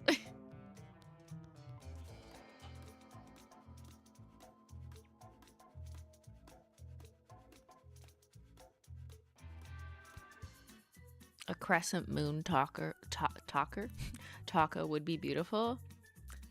I think it would be too. I will say that some people might look at it and not necessarily see a moon. You know what I mean? Like, it might just kind of look like a little shard. But I think it's all about perspective. Like, a heart is objectively a heart. Like, there's not another shape you could see. But a moon, like, if you say this is a moon, people will be like, yes, this is a moon. But I also think it's one of those shapes that if you look at it, some people maybe don't see it, right? You might think it's a croissant. Yeah, no, that's a good example. So I think, like, it's possible, but just some people might think it looks like something else.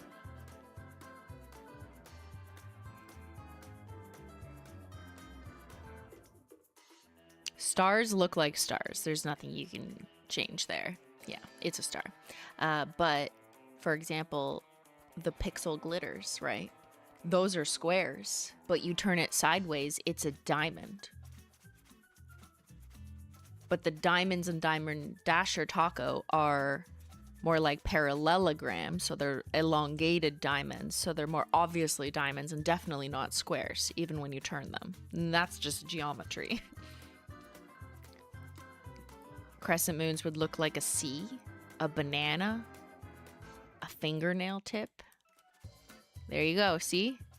Lots of options. A croissant, a baguette, a upside down smile. Baguette taco coming up. In the French food collection, yes. Donnez-moi une baguette taco.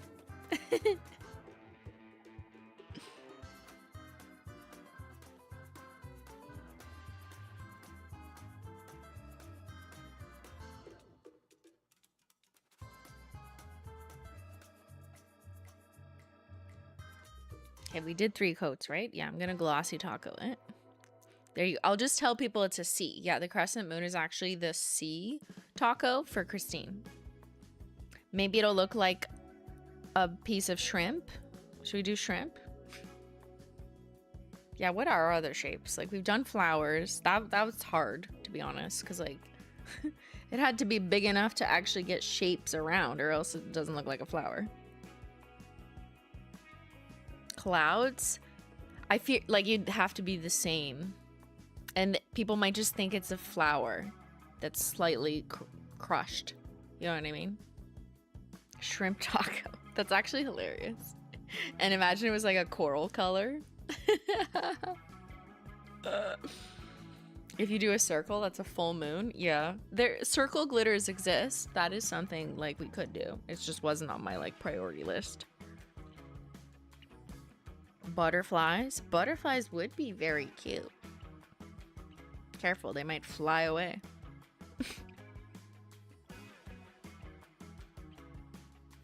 I would love a shrimply topper. I don't think most people would. So I don't know that that makes sense.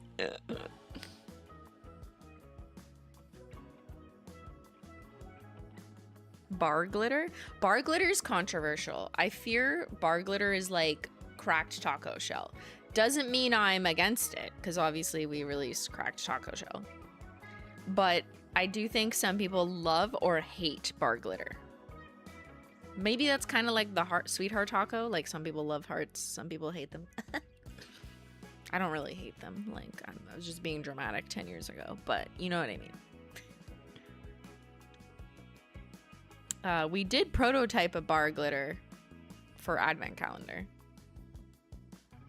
I'm not sure if people spotted that. Wait, was that advent calendar? Or was it something else? I can't remember. But like I have had it mixed in maybe with other stuff. Yeah, it was mixed into something. I think it was mixed into Diamond Dasher taco, or like a prototype of it. And I just didn't really love it for that, so I took it out and wanted the diamonds to be the focus with like the hex glitters.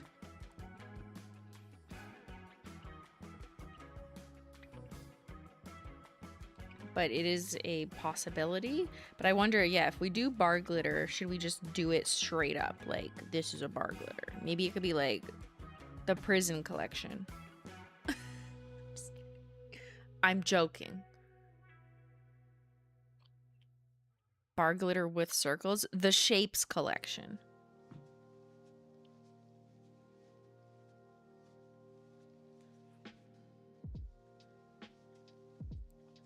The behind bars collection. And then we could get fish and have a fish taco and a shrimp, just because like shrimp can come too. The fishnet collection. And all these tacos are now under the net. If you're joining stream and you didn't hear the beginning of my lecture, this makes zero sense. The Susu sugar topper. Oh my god. I'm going to Costco to get some Susu sugar for my Shrimply Mart.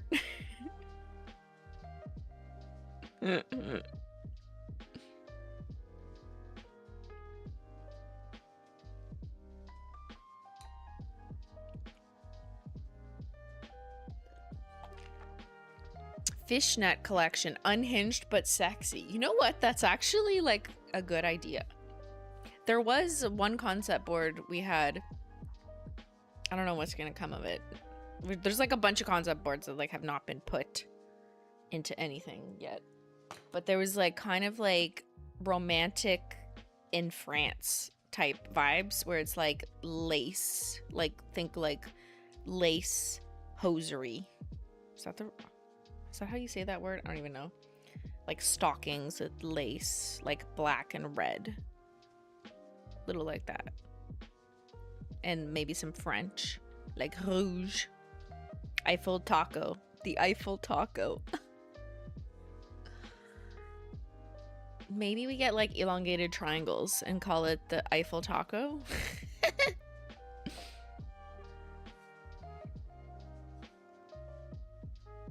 Yeah, like lingerie vibes. Lingerie. Yeah, like that would give us an opportunity to do like a black crelly or a black jelly, which is something I've wanted to do. But it just hasn't been. It could be the sexy geometry collection. Could do that. Nintendo, the Bar Star collection, shrimp cocktail and behind the bar taco. Okay. And we could come up with names like they're like drinks, like cocktails.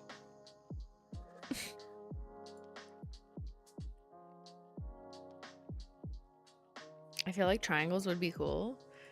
I feel like triangles would be cool too. I think that's one shape like I don't have a prototype of. There's other shapes. This is way too much tea, but I've had 2 cups, so. There's other unlikely shapes that you probably wouldn't guess first that we're trying to prototype that we can only get in like a really plain basic color that just doesn't work for the concept or the collection. And it's so frustrating because I'm just like, no, like you did it, but now make it this color, please. Like, I swear to God.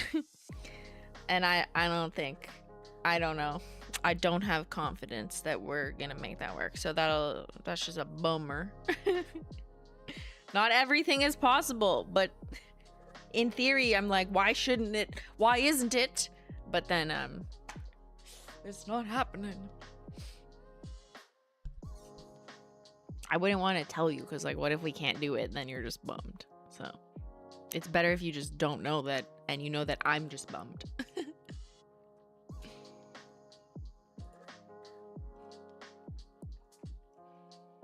The French people are rude collection, Eiffel Taco, Stinky Cheese, and Coco Vin Creme. Oh my God. Ben. Ben, remember the shade names we were doing recently? Can I? Wait. Okay, I'll give you this. This is unrelated to what I was just saying. Unrelated. But we were trying to come up with shade names. And Ben goes off a tangent, but he actually had a really good idea that doesn't make sense for like the formula or like what we're doing, but I actually thought it was hilarious. It was eau de toilette, which is like what's on a perfume bottle, right? Eau de toilette, but that's like French for like the bathroom or whatever. And it's like kind of funny because it's like kind of a play on words, but eau de toilette just doesn't make sense for the formula. Because if I hear eau de toilette, I think like super sheer, like jelly see-through and nothing going on. You know what I mean? But it was like kind of a genius word. So it's in our working doc, but it's not going to make it. Maybe we'll just use it elsewhere and copy. But I was like, that's a pretty good one, Ben.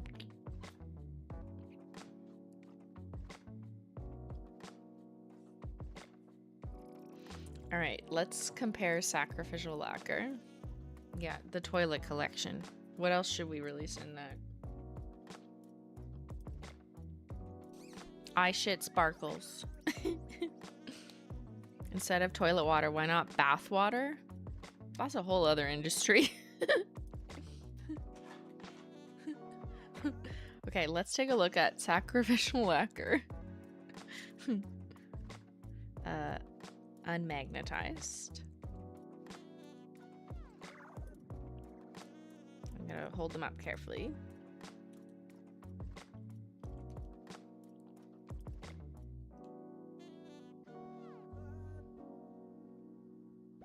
Skibbity as a shade name? Oh my God, you should fire me if I ever do that. Okay, here's sacrificial lacquer. The middle one is unmagnetized, and the one on this one is super magnet. Hold on, I don't want them to touch. Okay. Almost need to stand up to... No.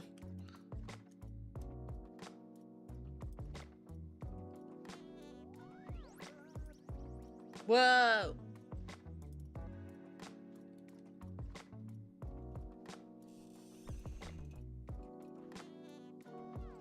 Yeah, that's rich. It doesn't look as impressive on camera, if I'm being honest. It looks way more impressive in person.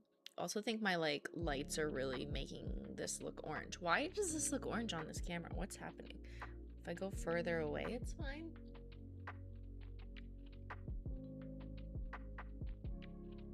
I don't know, man. I think the camera's playing tricks on me today. But it looks more like, yeah, like hard cherry candy.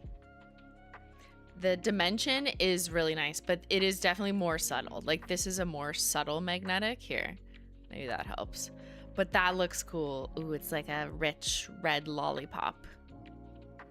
Yeah. So I think this is a great one for Valentine's Day. You could even like draw a little white heart, like just with like a dotting tool, like do like the two dots and then connect them. I think that'd be super cute on this. It looks like red glass. Yeah. Candy apple. I want to lick it. I am hungry. I should probably go eat lunch. We were talking about like food all stream. Yeah. Okay, speaking of food too, next Saturday we're gonna make chocolate lava cakes in little hearts. I bought them on Amazon. They better get here in time. And I think Ben wants to make tiramisu on Friday, but we'll see what happens if he chooses that or he wants to jump up a mountain instead. That'd be on his stream. Or jump down a mountain. I don't fucking remember. Jump up? Climb a mountain? So yeah, I think we'll call it there for magnetics. I know there's more that we could do and more swatch sticking. It literally never ends. It's like unpacking nail polish. It never ends. But it's 2:30 already and Simply is so hungry. I only had one breakfast so far. I need my second. All right, so thank you, chat, as always, for hanging out with me. And I'll be back on Wednesday to open up the Shrimply Mart. We're doing well. I think we're finally getting somewhere with making a profit and learning how to mark our prices and not forget. So that'll be Wednesday. And then Saturday will be a Bakelogical Valentine's Day special with Beyyyn. So thank you guys for hanging out with me, doing your laundry, practicing for your interviews, and don't forget to catch some fish. Or don't. Consider not casting the net wide to catch the fish. Consider which fish. Thank you to the mods and Mensch Gang, and I'll see y'all later. Bye, lady!